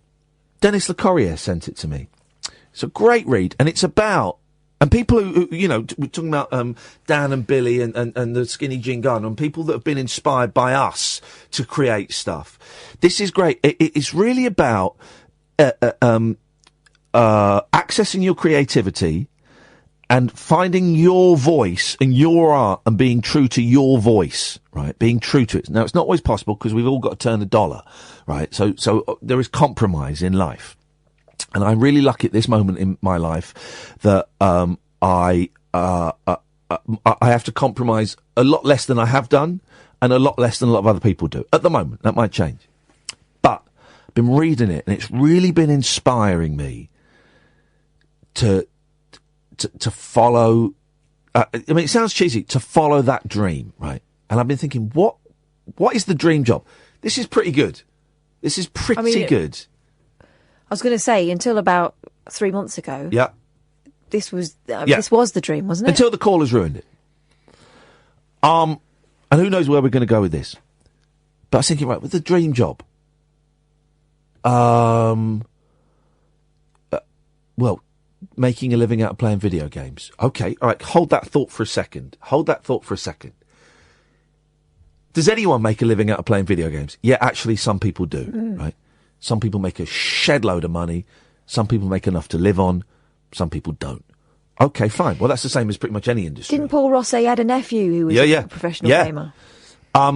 Said, right, okay. Do I like video games? Yes. Am I good at video games? Yes. What else have I got that might help me? Well, I've got a name. I've got a name. Partly because of the well, partly because of the jungle, partly because of whatever. I've got a name, so I've got a head start over other people. I'm a little bit older than a lot of a lot of people they're getting into it. But right, marketing wise, you represent and maybe untapped Silver resource. Surfers. You've got money. Yeah, not like the kids. You guys have got money. Exactly. So there is a very strong chance. Got to speak to this sponsor this week. Soon, very soon, there is a strong chance that I will be taking a 3 or 6 month break. Sabbatical hiatus from this show to pursue the professional gaming, right? So, but, for this to work, I do need a little bit of help from the people listening at home. My gaming videos on YouTube, they're getting about 1,000 hits, 1,500 hits. That's great. It would be really helpful to me, and it would just give me a little bit more ammo when I go and see this sponsor this week. Where are we? Monday. This week. It'd give me a little bit more ammo if I could get those figures up. So if you go to youtube.com/rabbithole when YouTube is working again, click on subscribe and go and watch my videos. Go and watch me knocking over the phone in my flat on Super Hot. Go and watch me getting seasick playing Skyrim VR, which I didn't really enjoy. Go and watch these videos. I think they're insightful. I think they're human. I think they're funny. I think they're fun. I will say they're quite sweary. So I'm going to do some child-friendly ones. I'm wearing some cool T-shirts in them. I was wearing my Kids in the Hall T-shirt yesterday. I'm wearing my Nez dispenser shirt in the ones today. Go and watch them. Go and have fun. Share them with movers, shakers, people who work for games companies, games magazines, anything like that. And, fingers crossed, this might actually be happening. I'm really enjoying myself tonight, dear listener. I hope you are as well. This is a brand new chapter in our lives. This is the late night alternative, sans téléphone, avec Monsieur Iain and Mademoiselle Katarina. I don't know why I was doing that in French. This is Talk Radio. Unmissable late night radio with the original king of unconventional conversation. Make contact with Iain Lee. The late night alternative with Iain Lee on Talk Radio. Thanks for sticking up for me on the thing. Just do my job, sir. Barbara says, "Hey, you two, I'm really enjoying the show. Poor Auntie Linda." Oh yes, because you're Auntie Linda. She was normally the one leading us astray. So, okay, here we can do this. Can I tell you about when we stayed over at Auntie Linda's when she first got her own place? No, go on. She's my mum's youngest sister. Yeah, and so she didn't have any children at that point. She was the fun auntie, the irresponsible auntie. Yeah. So we went over there and stayed with her overnight one night. And before we went to put our pyjamas on, she gave us 50p each and sent us over to the shop across the road and told us to get a Twix each. Oh. And when we got back to the house, she said, Right, put them under your pillows, breakfast in bed. Flipping heck, really? Yeah. How old were you? Like 7. God. And years later, when she had her own children, she had twins. Yeah. That's incredible. And they were sitting in their high chairs, and we said to them, "What did you have for your breakfast this morning? Was it a Twix?" The youngest twin, there is a youngest twin. Yeah, of course there is. Said, "No, Skips." Oh, God. That's my Auntie Linda. Wow. Yeah. That's incredible. So if anyone was going to mistakenly show us strippers, it would be her. TV shows that went from one channel to another, because Our Vida St. Pet started on ITV. Yeah. And then went to the BBC. Did it? Yeah, about 10 years later. They brought it back as like a big budget thing in Spain. Oh. So Our Vida St. Pet. Morecambe and Wise, of course, went to ITV. Kenny Everett show went from ITV to BBC, I think. The Bake Off, more recently. Yeah, that's true. Any others? 87222. Do send us a text.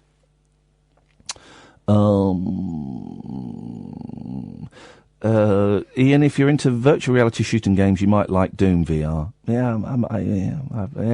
I like Doom, but I don't know if I can be bothered to play it VR. Flash forward 2 days, Iain playing Doom VR. I spent so much. Well, but surely when you're professional, you'll get these things sent to you. Well, I want to get the gun. There is a gun, is there? Let's see how much. Because at the moment you've got like 2 big drumsticks. I've got 2 big drumsticks. Hang on. What's this called? Amazon. I should be getting this stuff for free. VR PS4 gun. All right, there you go. Oh, outrageous. Oh, it's 60 quid. Whoa. But it looks wicked. But does it do anything, or is it just a plastic gun? What do you mean, does it do anything? What do you mean, does it do anything? You know, like the guitar in Guitar Hero. Well, you can't. It's just a plastic. You can't go out busking with it. No. I bet you could. That does look wicked. Oh, come on, Ian. It's a gun, man. Come on, 60 quid. 60 quid. Guys? No, don't. No, I'm not. No, okay, all right, I won't. But if anybody wants to send me a freebie, I would be well up for that. Are you allowed to do that on the radio now? I don't think you are these days. Oh, man alive. Okay. So, here we go. Jenny says, please don't give out personal information like you're going to the loo in the well. You're feeding the fire. That's true, actually. It's true, I told you. You did. I was angry. The less knowledge they have, the better. I hope it goes okay tomorrow morning. Please ignore the sun. It's full of lives. Thank you. Birds of a Feather went from BBC to ITV. Yes, you're right. Richard and Judy went from, they went from ITV, well... Did they go to Channel 4? They went from Channel 4. They didn't, right, they went from Channel 4 to Watch, didn't they? Oh, did they? Yeah, they did. What was Richard's Eye of the Storm on? That was 3, wasn't it? Yeah, but that's him working on different... I'm talking about the actual show being lifted. Oh, right. And moving. He did... remember Richard Madeley's quiz show, Runway? No, I don't. It was Runway, and I don't really remember it. But I remember there was like a sort of giant electronic board in the middle of the studio. With, I guess that was the runway, and it sort of narrowed, and you had to light up. Light up, because you had to light them up as you went on. There was also another, what was the game show? Busman's Holiday. Who presented it? Not Kieran Prenderville, but I just wanted to say Kieran Prenderville. I don't even know who that is. He used to present Tomorrow's World. One of the presenters on Tomorrow's World was Kieran Prenderville. So who used to... Men Behaving Badly started on ITV before moving to the BBC. Thank you, Nigel. Yeah. Who presented? Julian Pettifer. It was Julian Pettifer. Who's Julian Pettifer? I don't know. I've got to Google Julian Pettifer. Do I know Julian Pettifer? Julian Pettifer. Who was the other one? Prenderville. Yeah, well, I'm not worried about Kieran Prenderville. Yeah, but I'm wondering who he is. Right, Julian Pettifer. Right, okay, he's 82 now. He hosted Busman's Holiday. Kieran Prenderville was slightly curly hair, side parting, and was on Tomorrow's World. Right. Okay. So I think we're getting somewhere. Hey, do you know what I found yesterday? Remember when we did? God, that was 2 years ago. An Evening with Eddie Large. Yes. It was 2 years ago. Was it really? It wasn't. No. It wasn't last year. It was. No. It must have been 2016. No. Wasn't last year. I think it was. Wasn't it summer? This Is Your Life went to ITV, from ITV to BBC. Thank you, Paul, yes. No. Come on, it must be. No. Wasn't last year. Wasn't. Couldn't have been. Yeah. Sunday, 25th of June, 2017. Yeah, so 2 years ago. Oh. No, it wasn't. It was a year ago then. Sunday, 27th September? June? No, June. 2017. It was 2018 now. It's 2018 now. You made me question that. That's because I'm sleep deprived. Okay. So, what was I talking about? Oh, yeah. Because after that, it was such a lovely night. Such a lovely night. And every now and then I'll just send Eddie a little email and see how impacted you're getting on, because they're such a lovely couple. And, but that night we met lots of nice people. We met a couple of weirdos as well. And, a guy came up to me and he said he'd worked at the BBC, like, video library, and he'd burnt off about 4 or 5 or 6 DVDs of, Julian Pettifer's just emailed. It was effing me, he says. Julian, I'm so sorry. It sounds just like him. 82 years old as well. Sorry, Julian. And he burnt off a handful of discs of episodes of Tomorrow's World. Because you were trying to get hold of Yeah, them. from the 60s through to the early 90s. And I haven't watched them. Because I found them. It's this week's viewing. Oh. This week's viewing I'm going to watch. Because I keep saying they should bring out a box set of Tomorrow's World. I'll go and put it together. You know, I'll what's the word? Not collegiate. Collate. Thank you. I'll collegiate the Tomorrow's World, and I'd go and do it. I'd be brilliant. I'd buy that. I'd probably be the only one that would buy it. That's the actual problem with it. Anyway, the point I was trying to make is, so it's Easter holiday. There's no kids' films on. There's no kids' films on. You mean on telly? At the pictures. I don't watch crap on the telly. At the pictures, right? Because I'm taking the kids to see a play on Saturday, and I thought I'll take them out on Sunday. See, I like taking them out to see live stuff, but if that isn't possible, there's a nice Everyman cinema near where my mum lives, and it's the Everyman is the ones where you go in and you get sofas and you can order pizzas and food and booze if you want, and they'll bring it to you during the film. And it's great, and the kids it's a little bit more expensive, but the kids love it, and I love it, and it's nice. So I thought I'd check Sunday. Well, they're showing one thing, and it's a ballet, right? Oh, you can take kids to the ballet, I know, but so I thought. And for most of the this week, they've got nothing on for kids, right? All right, fine. It's only a 2-screen cinema. Let's try the one we go to in Henley, which is a picture house, which has got 4 screens. This Saturday and Sunday, nothing for kids. What? All right, we'll try the grubby cinema in Slough, which is a real, last ditch thing. This Sunday, nothing. How come? Nothing. What the bloody hell is going on? What the hell is going on with these people? This is outrageous. Guys, I want to give you tens of pounds to sit in your cinemas watching cruddy films. Thank God they've already seen the Peter Rabbit movie, because I don't think I could sit through that. Oh, there's a story about Beatrix Potter in one of the papers. We'll remind me to do that when we come back after the news. I don't get Beatrix Potter. I think it's dull. I think it's boring. I certainly don't get any of the Peter Rabbits, none of the reboots, not this new one, not the awful cartoon that they had on CBeebies for a long time. Peter Rabbit. None of that, right? I certainly don't get the original stuff. Oh, Mrs. Tiggy Winkle. Stupid duck. I liked those books, and I thought the drawings were beautiful. No, they're boring. They're the kind of books that people think... My eldest did tell me that he just finished book 12 of The Famous Five. I said, brilliant work. How many more have you got? He said, well, I think there are 25 in total. Yeah, she was knocking them out like no tomorrow. They're good, those books. A lot of them are very similar. Oh, very samey. Yeah, but he's enjoying, very methodical, my eldest, and he's enjoying working through them, and he'll enjoy it when it's done. My favourite? Yeah. Mr. Pink Whistle. Well, we'll find out about Mr. Pink Whistle in a bit. He's reading the versions with Dick and indeed with Fanny as well. This is the late night alternative. It's a bold new direction that we're heading in, where we don't need phone calls. We don't take phone calls. It's just good, old-fashioned, wholesome chat.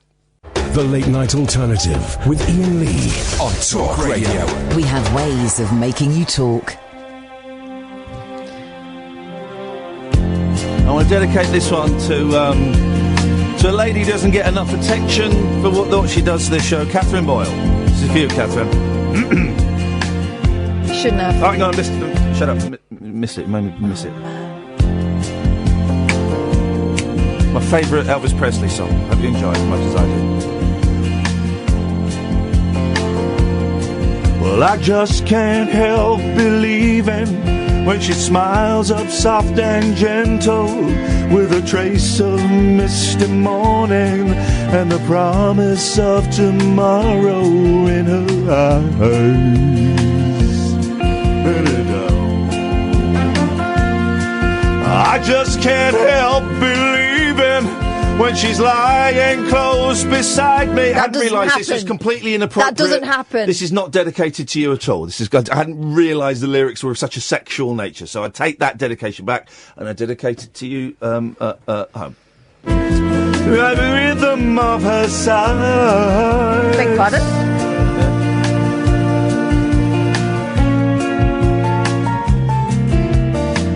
This time the girl is gonna stay.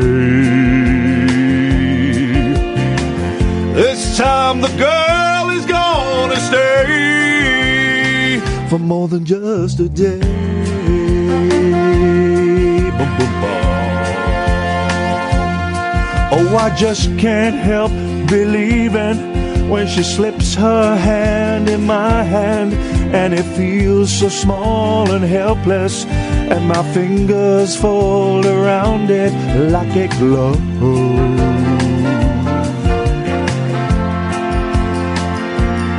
Oh, I just can't help believing when she's whispering her magic, and her tears are shining honey sweet with love.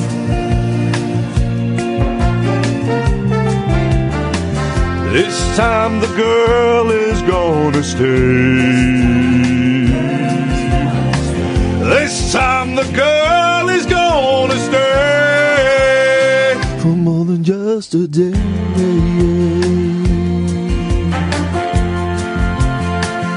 Take it, fellas!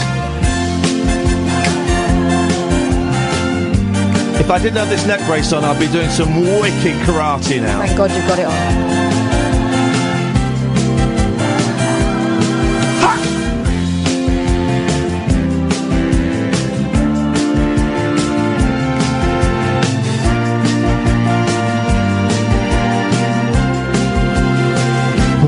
Just a day.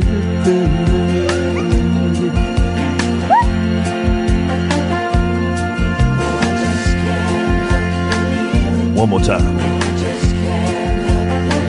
One more time. Yeah, one more. Three. Dun dun dun. Hey? Annette? That's what you think. For more than just a day. Oh my God. So you think you're out, they pull you back in. Wow. Oh, I just can't help believing when she slips her hand in my hand, and it feels so small and helpless, and my fingers fold around it like a glove. So our gloves work. For the song it does. I just can't help believing when she smiles and whispers magic, and her tears are shining honey sweet with love. Yeah. This time the girl is gonna stay. This time the girl is gonna stay for more than just a day.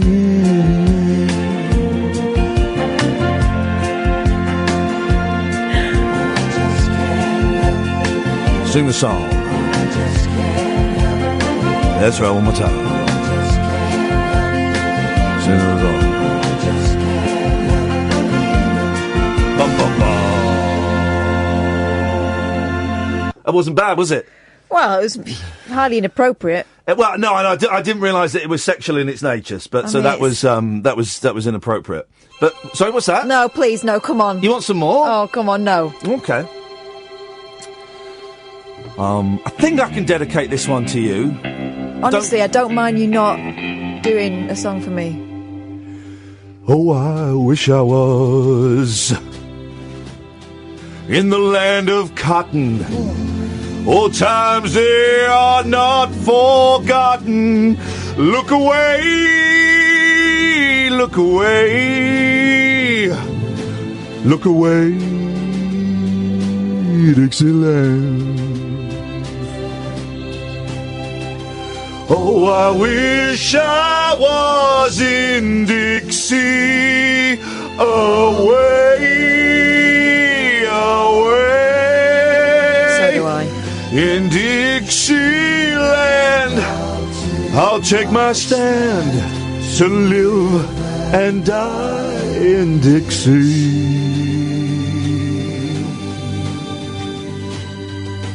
for Dixieland's where I was born. Early Lord, one frosty morn. Look away, look away,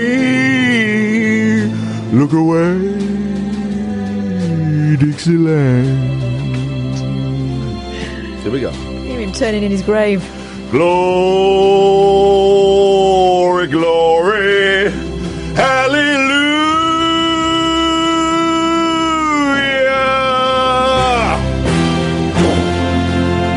Glory, glory, hallelujah. Dedicating this to Paul Ross. Glory, glory, hallelujah.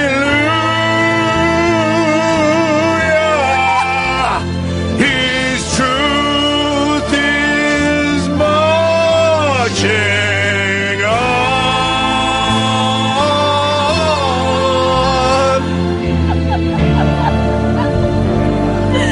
Oh my God. It's a serious face that does it. Face 2. So hush, There you go. little baby, don't you cry. Yep. You know your daddy's bound to die on the toilet, but all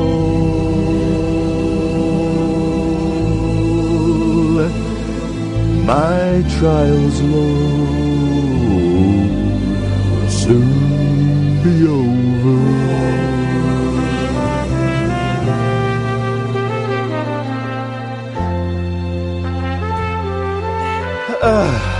God, are we nearly done yet? Got quite a long way to go, actually. I wish I hadn't started this song now. So do I. I'm in it now.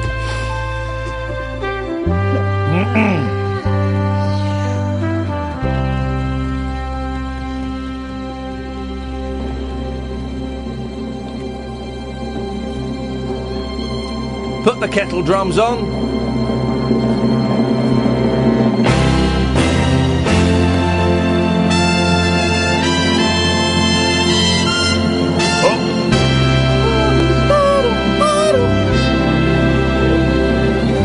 Glory, glory, glory, hallelujah.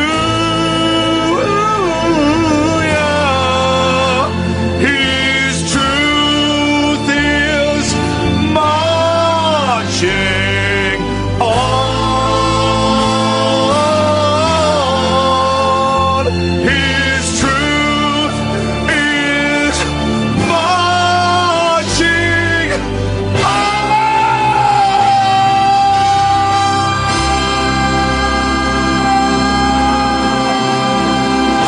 Oh God. Oh, Jesus. You've gone quite purple. I think I've just shit my pants. Quick, let's go to the ads. The Late Night Alternative with Iain Lee on Talk Radio. Someone's just tweeted me a really interesting story, which I've not had the chance to read in its entirety, about the bomb, the Manchester bomb. Isn't it funny how we give them these names? You know, these terrorist attacks, the Manchester bomb. You know, the thing at the Ariana Grande concert. When was that? I can't see the date of when that happened. Anyway. And there's 22nd of May. Okay, and thank you. Gosh, and there's been a huge investigation into it that's looked at the emergency services response time, and you know the thing about the fire service couldn't get there for 2 hours because of the protocol. The people in charge were saying we can't let you go there because we don't think it's safe and we don't quite know what it is, and the people below, you know, the lower down the rank saying, we really, really want to go there. We're 2 miles away from it, and you know, it's very, very likely. I think the report may even say so that people died because of that 2 hour delay in getting there. Right. So So it looked into that. It looked into the police. It looked into Vodafone, which I believe they're supposed to provide when all services are down. Vodafone are supposed to provide a free emergency service for the police. I think that was down. Also looked at the journalists and how the story was covered, and there were some really sickening reports of journalists rocking up at family members' doors, pretending to be coppers. Some were saying they were journos, some were saying they were coppers, saying, have you heard your son has died? And we just wondered what you know, and basically telling them that family members were injured or dead before they had been told. And even if they had been told, what kind of scumbag knocks on some mum's door to find out how they're feeling after knowing their 15-year-old daughter isn't coming? Scumbags, right? So, someone sent me this article that's in The Guardian. I've literally skimmed it, but we get a mention. We get a mention in it. And it's not a massive mention. It's not in any way saying that we have done anything heroic or anything, above and beyond. But it's really nice to see that it's this show that gets mentioned. Me and Kath, basically. And it was Kath that went into news. Your news head kind of came. You have more experience at dealing with those kind of things than I do. Yeah. But our thing always is... Unfortunately, yes, I do. Well, yeah, you do. But our thing always is, we'll just have the facts, please. Don't want anyone guessing. Don't want anyone, don't want any experts on telling us what might have happened. We don't want any of that. We just want facts, please, because otherwise it's the rest of it. We don't do speculation, really. No. And it kind of this article picks up. If you'll indulge me, dear listener, I'm just going to read you the first two paragraphs. Press standards, the vital bond of trust that journalists have to win back by Jane Martinson. Amid the shock and grief of the Manchester Arena attack, one local paper got it right, and this is why.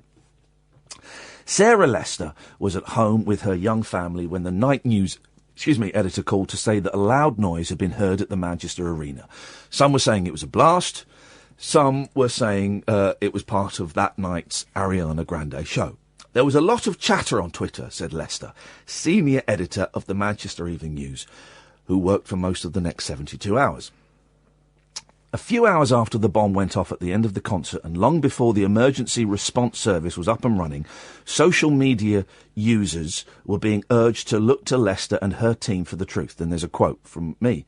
I recommend you follow MEN News Desk to get facts in capital letters from the people who were there, tweeted talk radio host Iain Lee. Others in New York and South Africa said the same. And so the story is basically, it's not pointing out people that were necessarily particularly bad, but it's saying that the people behind the Manchester Evening News and Sarah Lester did a brilliant job, and they were there, and they were tweeting facts and useful information. But it's like with the Hope and Glory thing, right? Yeah. We cannot do the job that those local newspapers do. Of course we can't. And local newspapers get slated a lot, for putting in pictures of people pointing at dog poos or holes in the road and stuff. But on things like this, having a journalist on the ground who can be there and who knows the area and who knows the people is absolutely essential. And so when these things happen, I always look to the local papers. Like, as I said, we worked quite closely with the Liverpool Echo, didn't we, with the Hope and Glory thing? Yeah, we did. Because we can do something they can't, and they can do lots of things that we can't. But together we're a pretty powerful combination. And the other thing that happens as well, and it's infuriating, and having worked in local news for a long time in the past, I know what happens. You report on something and it just gets nicked, and then it's not yours anymore. And also, things that are factually inaccurate get tagged onto it, and you feel like your hard work has been used as a springboard for something that you can't condone anymore. So that's why we always give them credit if we're going to use their stuff. Also, because the local papers are under the cosh at the moment. And they need our support. So hats off to the MEN. They do a belting job. Here's another paragraph from this story from The Guardian about the report that was commissioned into, what happened after the bomb attack. The report's author expressed shock and dismay about the media's behaviour. But who wouldn't be? This is what some journos did, right? One woman had her mobile phone called as she lay in hospital, herself injured, beside her seriously injured daughter. Some described being put under pressure to participate in TV programmes and of having to hide beneath coats to avoid being snapped coming out of hospital. It gets worse. Pictures were taken of grieving families through windows. What? While one reporter... It gets worse than that! It gets worse than what I've just said. Imagine. Pictures are taken of grieving families through windows. It gets worse. While one reporter tried to gain access to a house by sticking a foot in the door. It gets worse.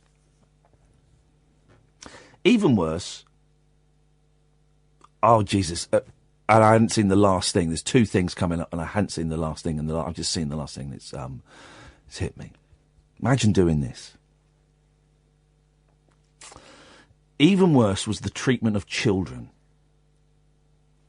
One child was stopped by journalists on the way to school. Oh, no. This. I don't know, I'm welling up at this next one. While another girl was given condolences on the doorstep before official notification of the death of her mother. Oh! Let that sink in. One girl, I've got goosebumps, was given condolences on the doorstep by a journo, by someone trying to make a few quid, before official notification of the death of her mother. How did we get here? Two things. Obviously, that was out of order. But that person will be being lent on very, very heavily by someone who is not going out and doing the dirty work. That's the person you need to be targeting with this, not necessarily the foot soldier. Do you know what I mean? If you're the one being lent on, there are 10,000 behind you, you'll be told, that'll do it if you won't do it. Well, no, I don't quite buy that. I get what you mean about the person at the top, but no. I'm not saying it's an excuse for doing it, but what I'm saying is that there is heavy pressure put on these people, and they're often the youngest ones because they're the ones that end up doing the donkey work. Oh, I know there's heavy pressure, of course there is, but no, there's no. How can you knock on a door and a kid answers? No, I know. Sorry to about your mum dying. Wondered how you felt about it. She's what? Sorry, what? How? But that says to me that's someone who's inexperienced. Or really callous. No. Or really callous. No. Come on, we've worked with idiots. We've worked with idiots. Who would have done stuff like that. By accident. I don't know. I don't think you can do that by accident. I don't think you can tell a child their mum is dead by accident. You can't do that. That's not accident. They weren't telling them. They were saying, I'm really sorry about your mum. And we know people who would do that by accident. I don't know if I do. Oh, come on.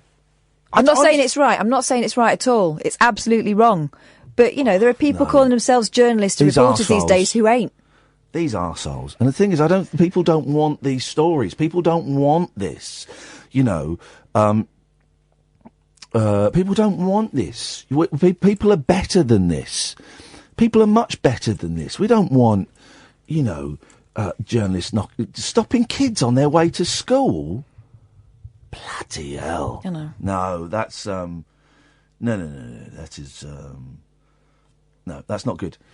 87222. Start your text with the word talk. 25 pence plus your standard network charge. You can email us by going to talkradio.co.uk. There was a story about Beatrix Potter. Where are the newspapers? Where are the papers? Are these yours? Because these have got markers I don't know. in. Well, no. Did you... I didn't bring them in, Catherine. That's kind of your job to bring the papers in. You have one job. I've got more than one job. That's a problem. She's got one job. And she balls that up. What can I tell you, guys? What can I tell you? Now would be an excellent time, by the way, to remind you that there is a daily podcast of this show, for the moment at least.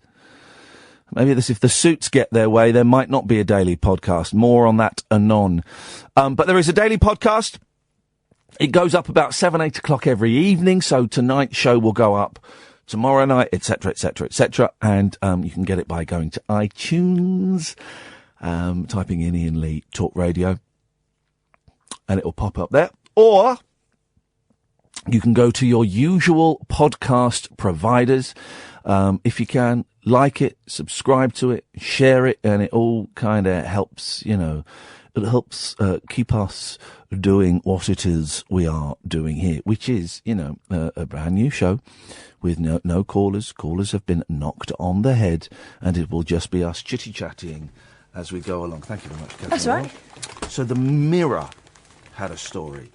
And lots of people are getting angry at me on Twitter saying, my kids loved Peter Rabbit. Oh, I'm sure they will.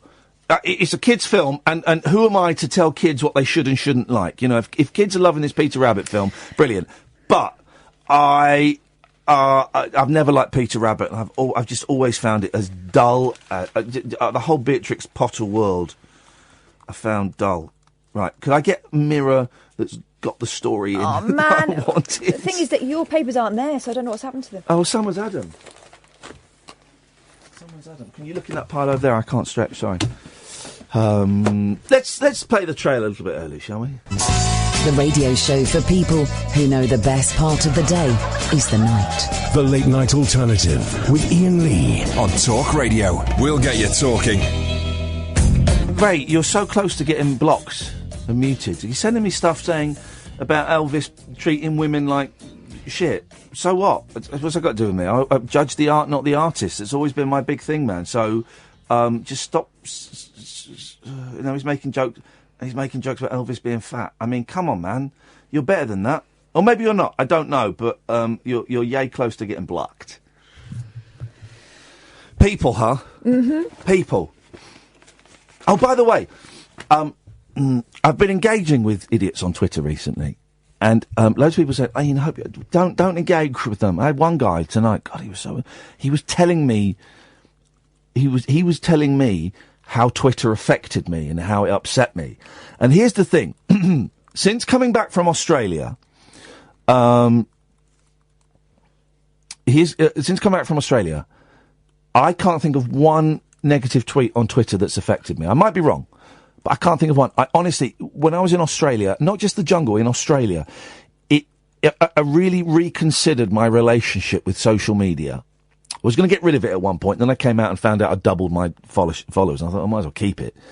But the tweets, the mean, negative, nasty tweets, don't affect me, don't upset me, don't have any impact on me anymore whatsoever. And when you see me engaging with someone who's been an idiot or said something I don't like or whatever, I'm doing it for sport. It's sport, and I'm loving it. And I'm usually at home laughing at it. It's empowerment, right? And I had one guy telling me, no, it really upsets you and it's damaging your health and you need to stop doing it. And I said, no, mate, honestly, since December, it's had no effect on me. I'm finding it funny. It's sport. Well, technically it's not sport, Iain, because for sports there has to be a victor. And I went, dude, you're being mansplained to. Yeah, dude. No, and then I must admit, I then called him an idiot, which was too much. I crossed a line. But he was being very rude and very patronising. You misunderstood my first tweet. Well, the first tweet was patronising and was telling me how I should feel, and it was wrong. So no, anyway, he's blocked me. I've blocked him. Everyone's blocked each other. It's wonderful. So when you see me arguing with people on Twitter, honestly, I'm not then at home. I don't say this lightly, I'm not at home cutting myself or looking at a bottle of aspirin or any of that. Generally, I'm laughing. I'm laughing because it's funny, and I'm enjoying winding them up. So, thank you for all of the, leave it, Iain, they're not worth it, all of that stuff. But honestly, I'm fine. I'm fine when it comes to Twitter. Oh, look, Paul Ross is on at 1:00, and he's doing a story I saw in the paper, which I'm fascinated by. They're sending robot bees to Mars.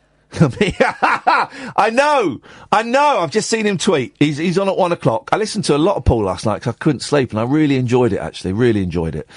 Countdown to the late, early show, 1 a.m. We're off to Mars to learn about interplanetary robot bees. How nuts is that? They're gonna send robot bees to Mars. I don't know I don't know why. Could they send animals to live on Mars? No, I don't think the atmosphere is conducive to human life. Okay, you build. Is it? No. It's the closest thing, though, isn't it? That there is. I thought Mars was. I thought that was the whole fuss about Mars. Well, you know my theory that we come from Mars. Yeah. But no, you couldn't live on Mars.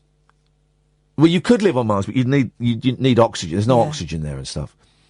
But if they, you get those tents now where it's just like a ring, and then you throw it and a tent pops up. Yeah, and they're impossible to put back in the bag. Well, no, you've got to sort of cross your arms like that. If you had something like that, but then had oxygen in it, right? So you land, you got it to Mars, and you just tossed it out of a spaceship, like robot, tossed it out of a spaceship, and then it just like set up like an oxygen laboratory, and then you could put like dogs in it, and watch them die. Well, why would they die? They die. They We're need all someone dying. to look after them, don't they? No. Hang on. What? Dogs need people to look after them? Yeah. Dogs are wild animals. Yeah, but if you put them on a barren planet... Who feeds the wolves? The other animals, right? So you're putting a dog in a tent. Right.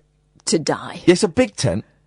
Yeah, but it's still a lone dog. What's it going to be? No, it's not a lone dog. It's not a lone dog. You'll have 3 dogs. You'll eat the other dogs then, and then it'll die. No. You'll put chickens in there. Okay. So, plenty to eat. So... Well, on day 1, yes. Then it'll turn on the other dogs. Well, no, this is it. You train the dogs. You're not even thinking about this properly, right? And I am thinking about this properly. You can train dogs, yeah? You can train dogs, yeah? Yeah? But not to... Yeah, no. Can you train dogs, yes or no? Can you train... It's a very simple question. To do tricks. No, not to do tricks. Oh, sorry. Taking a blind man to the library is a trick, is it? It's a pretty neat trick. It's a trick, is it? Taking a blind man to the post office so he can get his benefits out so that he can buy Braille. Right, we're putting a blind man in the tent as well now. It's a trick, is it? Is the blind man going in the tent? You stop being... Why are you bringing blind men into this? You're like these arseholes on Twitter. So a hearing dog that can tell its owner there's someone at the door when the doorbell goes, that's a trick. You're sending deaf people up there now. So you're saying that people with disabilities, they're tricks. Being deaf is a trick. Being blind is a trick. Oh dear. I'm sorry, guys. We seem to have a troll in the room with us. Wow. This is live Twitter. Exactly. And now you're blocked. I already muted you. So I didn't see that because I didn't go back to look at your Twitter feed to see it. Of course you did. I know you. I didn't? Yes, I know you did. So. You've taken this to heart, haven't you? No, I haven't. No, so you train the dogs. No. You train the... Right. Chicken... Right. What is the more superior being? A chicken or a blind man? Blind man. Right. Next. Okay? Right. Dogs can look after blind men, yeah? You train it to look after the chicken. Not any dog, though. No, you get a flipping guide dog. Right, okay. You train it to look after the chicken. You're making a chicken dog? Yes. Why is it looking after the chicken? I thought the chicken was to feed it. Yeah. Oh, so, sorry. You're stranded on a desert, on a different planet with a chicken. Yeah. You kill it and cook it first day. If I was a dog, I wouldn't cook it. You'll be hungry on day 2. I know. I would have plenty of food to eat. Because what comes out of a chicken's arse? Eggs. So I would have eggs. Out of the vulva. That's not... I don't know. I don't think vulvas have eggs, do they? Are they the creatures that live underground? No, the chicken egg will come out of its anus.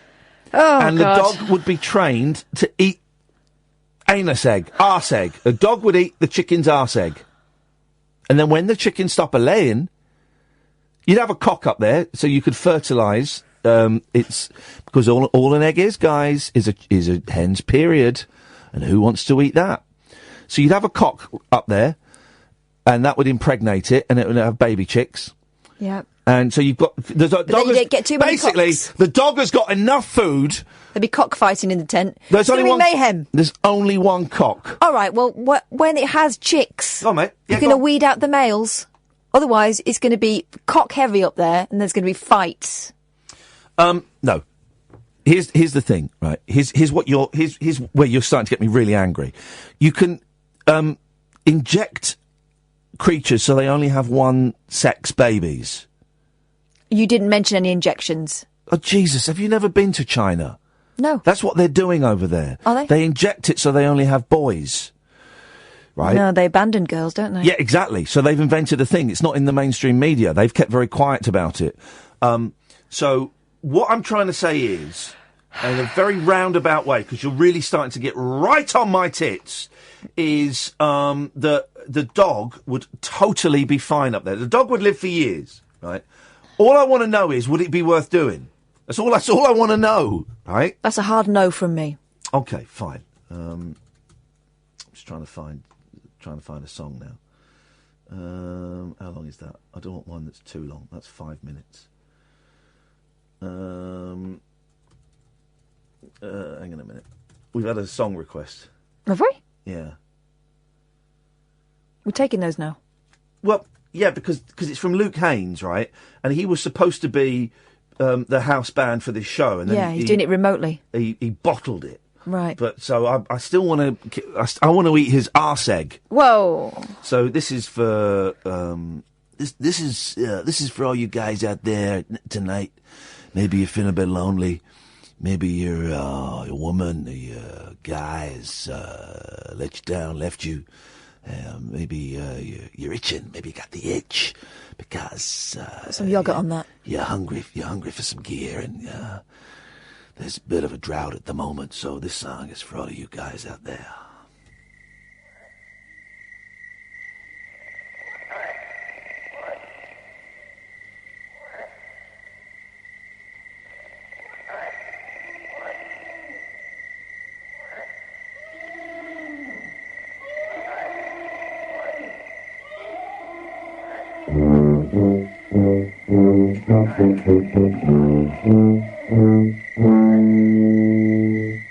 An effervescing elephant with tiny eyes and great big trunk once whispered to the tiny ear, the ear of one inferior, that by next June he'd die. Oh yeah, because the tiger would roam. The little one said, oh my goodness, I must stay at home. And every time I hear a growl, I'll know the tiger's on the prowl, and I'll be really safe, you know. The elephant, he told me so. Everyone was nervy, oh yeah, and a message was spread to zebra, mongoose, and the dirty hippopotamus, who wallowed in the mud and chewed his spicy hippoplankton food and tended to ignore the word, referring to survey a herd of stupid water bison. Oh yeah, and all the jungle took fright and ran around for all the day and the night, but all in vain, because you see the tiger came and said, who, me? You know, I wouldn't hurt not one of you.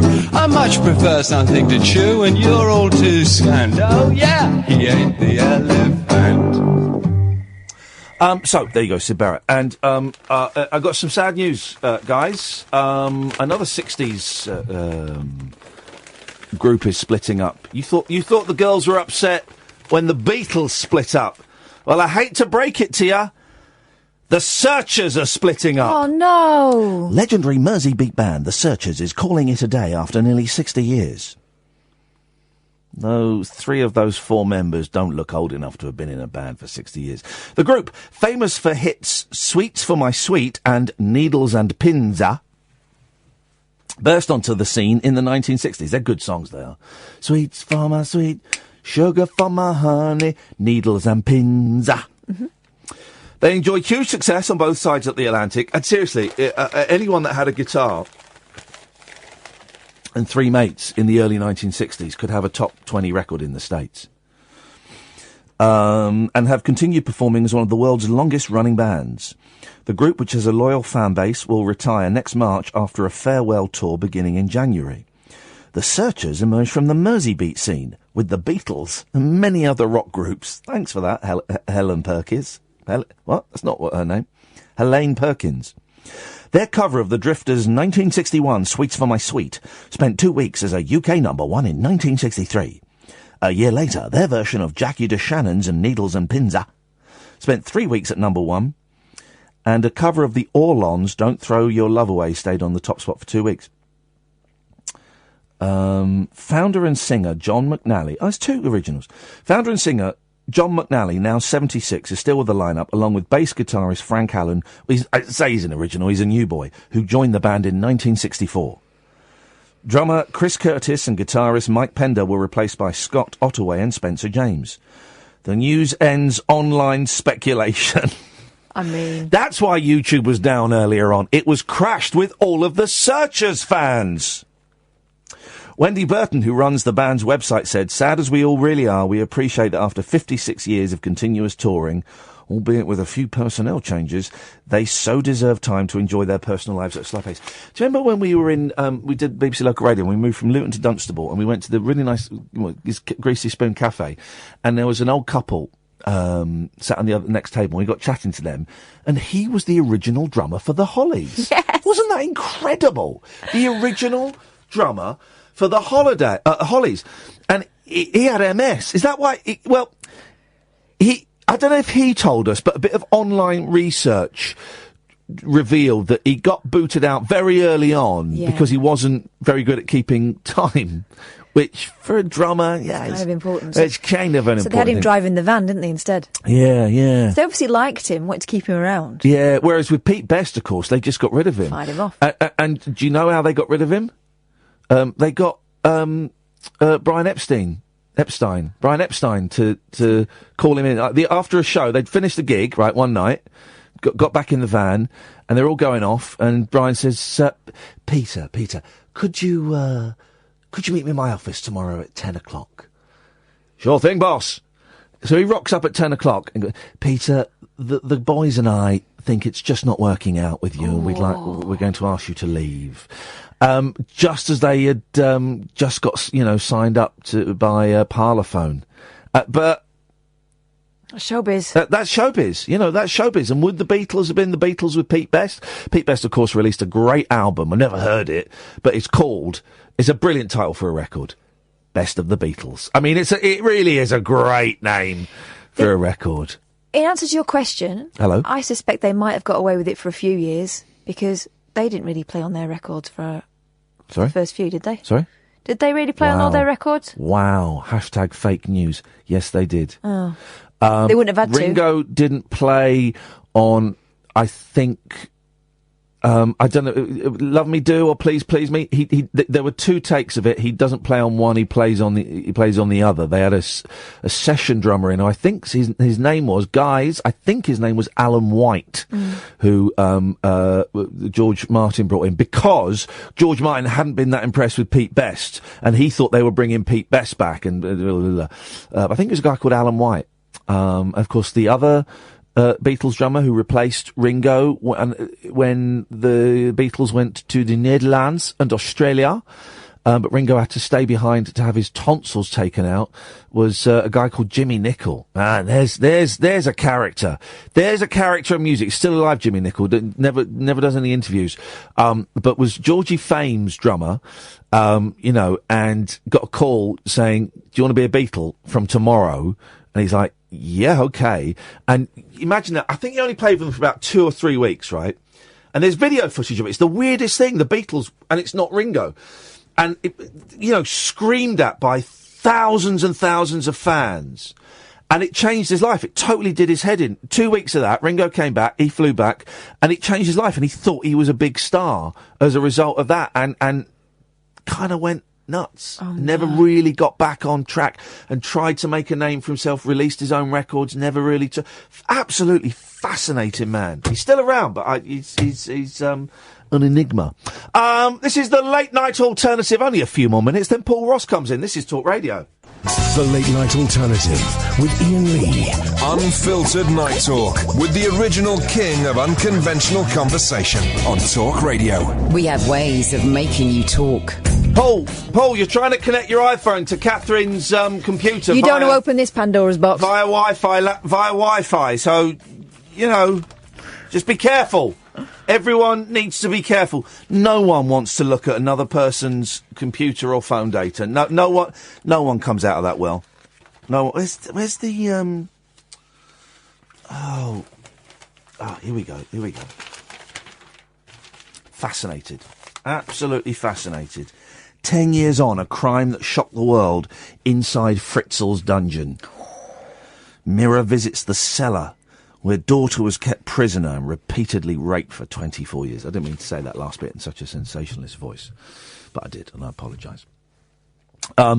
Standing in the cellar of Joesph Fritzel's House of Horrors, memories of the monster who shocked the world still send a shiver down the spine. It was here, beneath 40 Joespstrasse, that Fritzel dragged his terrified daughter Elizabeth, then 18, into the dungeon lair that would be her prison for 24 years. It's grim reading, guys. He used her as his sex slave, beating and drugging her into submission so she did not try to escape. She gave birth to 7 of his children during 8,642 days in captivity. Kirsten, Stefan and Felix were 19, 18 and 5 when they were freed in April 2008. 19 and 18. I don't know why. Well, I do know why that feels more shocking than the 5-year-old, because they'd spent 19 and 18 years living in a cellar. Their fellow incest siblings, I hate to say it's a great name for a band, Lisa, Monica and Alexander, then 16, 14 and 12, had been granted freedom by Fritzel to live upstairs with his wife Rosemary. Alexander's twin brother Michael died at 2 days old. At Fritzel's trial, he admitted murdering Michael by neglect. He covered his trial. Honestly, I've just read a book about Fritzel. I find it fascinating. We as human beings have this morbid and dark fascination. Or someone's just tweeted me a brilliant picture. Thank you, Dave Dogface Boy, of Jimmy Nicol waiting for his flight back from Australia after leaving. I've just retweeted it. Have a look at that. That is a picture. That is a man who's just stood inside a hurricane for 3 weeks and thinks, then spent the rest of his life trying to recreate that hurricane. That's an incredible picture. Incredible. He covered his tracks by telling police Elizabeth had run away to a sect on August the 29th, 1984. Here's the thing, right? This was his big story. He told everyone, she's run away to a sect or cult. Right? And every so often, these 3 kids over the years will get really sick, and so they would get left on the doorstep by her from the cult, right? Now, little bit, not too much of investigation by the police would have shown them there aren't any cults in Austria. There aren't any. Oh, really? There aren't any. There's there are a couple of small ones, but that aren't particularly secretive.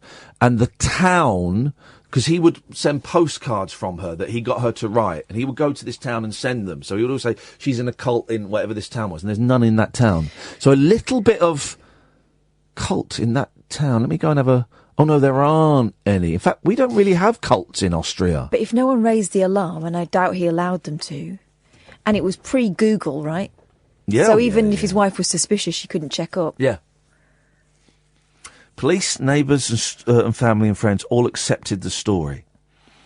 Fate prevented Elizabeth ending her days in prison. Kirsten fell seriously ill on the April 19th, 2008. Elizabeth begged her father to take her to hospital. Doctors were so baffled by her condition, a vitamin D deficiency caused by a life without sunlight, they broadcast an appeal for her mother to come forward. Fritzel had granted Elizabeth a TV, and on seeing the appeal, she had begged him to allow her to go to the hospital. There, doctors and police wanted to know what really happened. 10 years on, we tracked down Fritzel's son-in-law, Horst Hilberger, the partner of Fritzel's second oldest child, Elizabeth's sister Rosemary, 57. He said the cellar children... What a horrible turn of phrase. The cellar children. Now, unless he specifically, that's how he refers to his nieces and nephews, which I can I can get.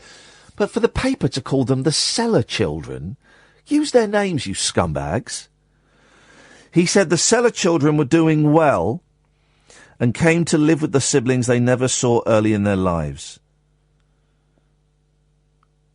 None of the family has had contact with Joesph, now in a prison for the criminally insane. He could be released in 2023.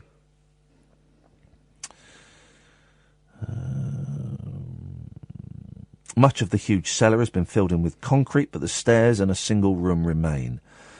This is the new owner of the building. Herbert said, from the worst possible situation, we found the best solution. After 10 years, we don't speak about the Fritzel case anymore. It is not the Fritzel house anymore. We can move on.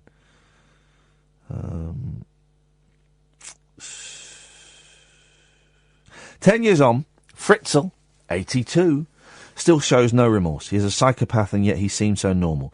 In the office of Inspector Willie Reitner, the policeman who interviewed Elizabeth on the day of her release, there is a card showing a lake and mountain, symbols of the freedom she now enjoys. In a touching message, she wrote inside, "Thank you for helping us. You were there for us in a difficult situation. When we needed your support the most, you took care of us." I mean, flipping heck, man.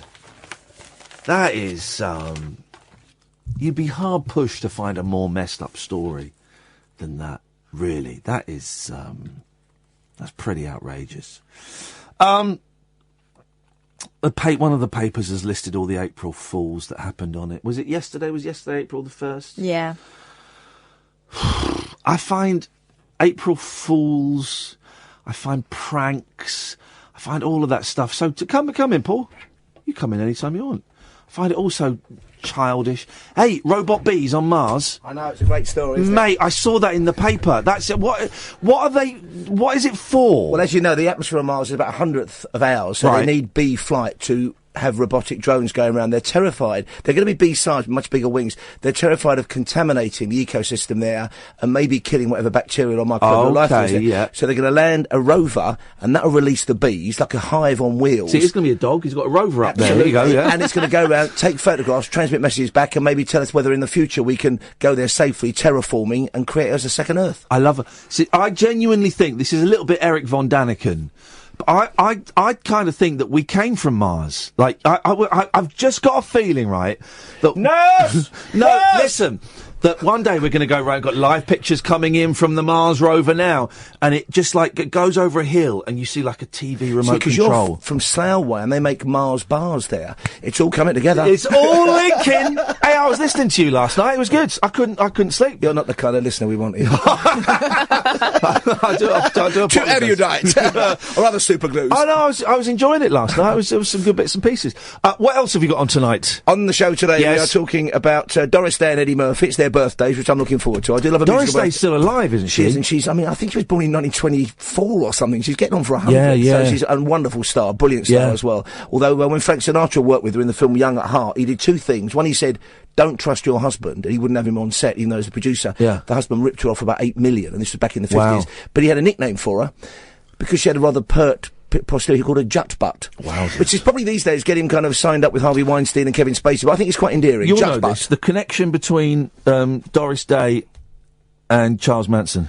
Oh, her son was the person that Manson's family were meant to be going to try and murder, Terry. Terry Melcher. And she did a lovely, on her the last album I've got of her, she does a duet with him, and she sings to him My Buddy, which is a lovely song from the 1930s. Wow. If I can find it, I'll bring it in. Oh, It's a yeah, lovely, yeah, beautiful. Her voice is going a bit, but it's a lovely I album. don't know a lot of her stuff, but I know that Bruce Johnston from the Beach Boys did an album with her. Yeah, But yeah. that was the thing, because Terry Melcher and Dennis Wilson and that, they're like, we're going to make you Charles Manson, we're going to make you a star. He co-wrote a Beach Boys B-side, Beach didn't Boys he? song, yeah, and then he wanted to kill Dennis Wilson because he changed the lyrics and took his name off it. It's a great song, Cease to Exist. Whoa. But yeah, The clues were there, yeah, Dennis. they all were, but yeah, Terry Melcher was supposed, because that was his house that the Tate and Polanski lived in, you know. Yeah, and that's an appalling story as well. Man isn't it? alive, You've wouldn't dragged us down tonight, haven't you? From Oh, her it's Fritzel really- to the Manson family and Sharon Tate. very dark. And that's a shame because it's World Party Day today. We celebrate today. It's an official day. On a Tuesday? No, it's the date. Think it through, Kath. Today's date, which is, let me remind myself, it's the 3rd today. Tuesday the 3rd is World Party Day. He's double checking, but it's a fact. Given it's meant to be a right for all human beings to have a fiesta at least once a year. So we're having a party. I hate parties. Can I sit this one out? Do I always find you in the kitchen at parties? You and Jonah God. Louis? Yeah, Jonah Louis. Whatever happened to him? He was that and Stop the Cavalry. Yeah. Were, I mean, classics. And then the other one from that time was B.A. Thomas. B.A. Robertson. B.A. Robertson, who did Bang Bang, and also To Be or Not to Be, brackets, My Lover, with all Shakespearean quotes. Yeah, in it. yeah. I'm You undo your doublet, baby, and I'll undo my hose. Yeah, those are the lyrics. I've funnily enough, because you've got this tiny little record label, I've been having a little exchange with B.A. Robertson. I'll get him on. He's Scottish, isn't he? He's Scottish. Don't hold that against him. He's a very nice. He's a very nice chap, and he's very definite in what he wants, and now he wants to get it. And okay, well, the sun will rise again for him, I'm sure, because they were two great hits. Paul Ross will be on at 1 o'clock. That's a few minutes' time. And people can phone you up as well if they want. Give us a call. You haven't had many. It's been quiet tonight. No, we don't take calls anymore on this show. We've decided. Too stressful. So I wish you'd told me that. I'd have tried to phone in and do my little trailer hit. No calls. But if you want to give Paul a call, you can start phoning now. What's the number? 0344 499 1000. It's only been a day and he's forgotten already his number. You're professional. That's all I've got going for me, though. Sadly. Yeah. Somebody said to me today. What was that? He said to me, Paul, you've never sparkled, but you'll always work. That was on Twitter. And do you know what? What a burn! Even with his back to the clock, that man still finished dead on time. What a professional!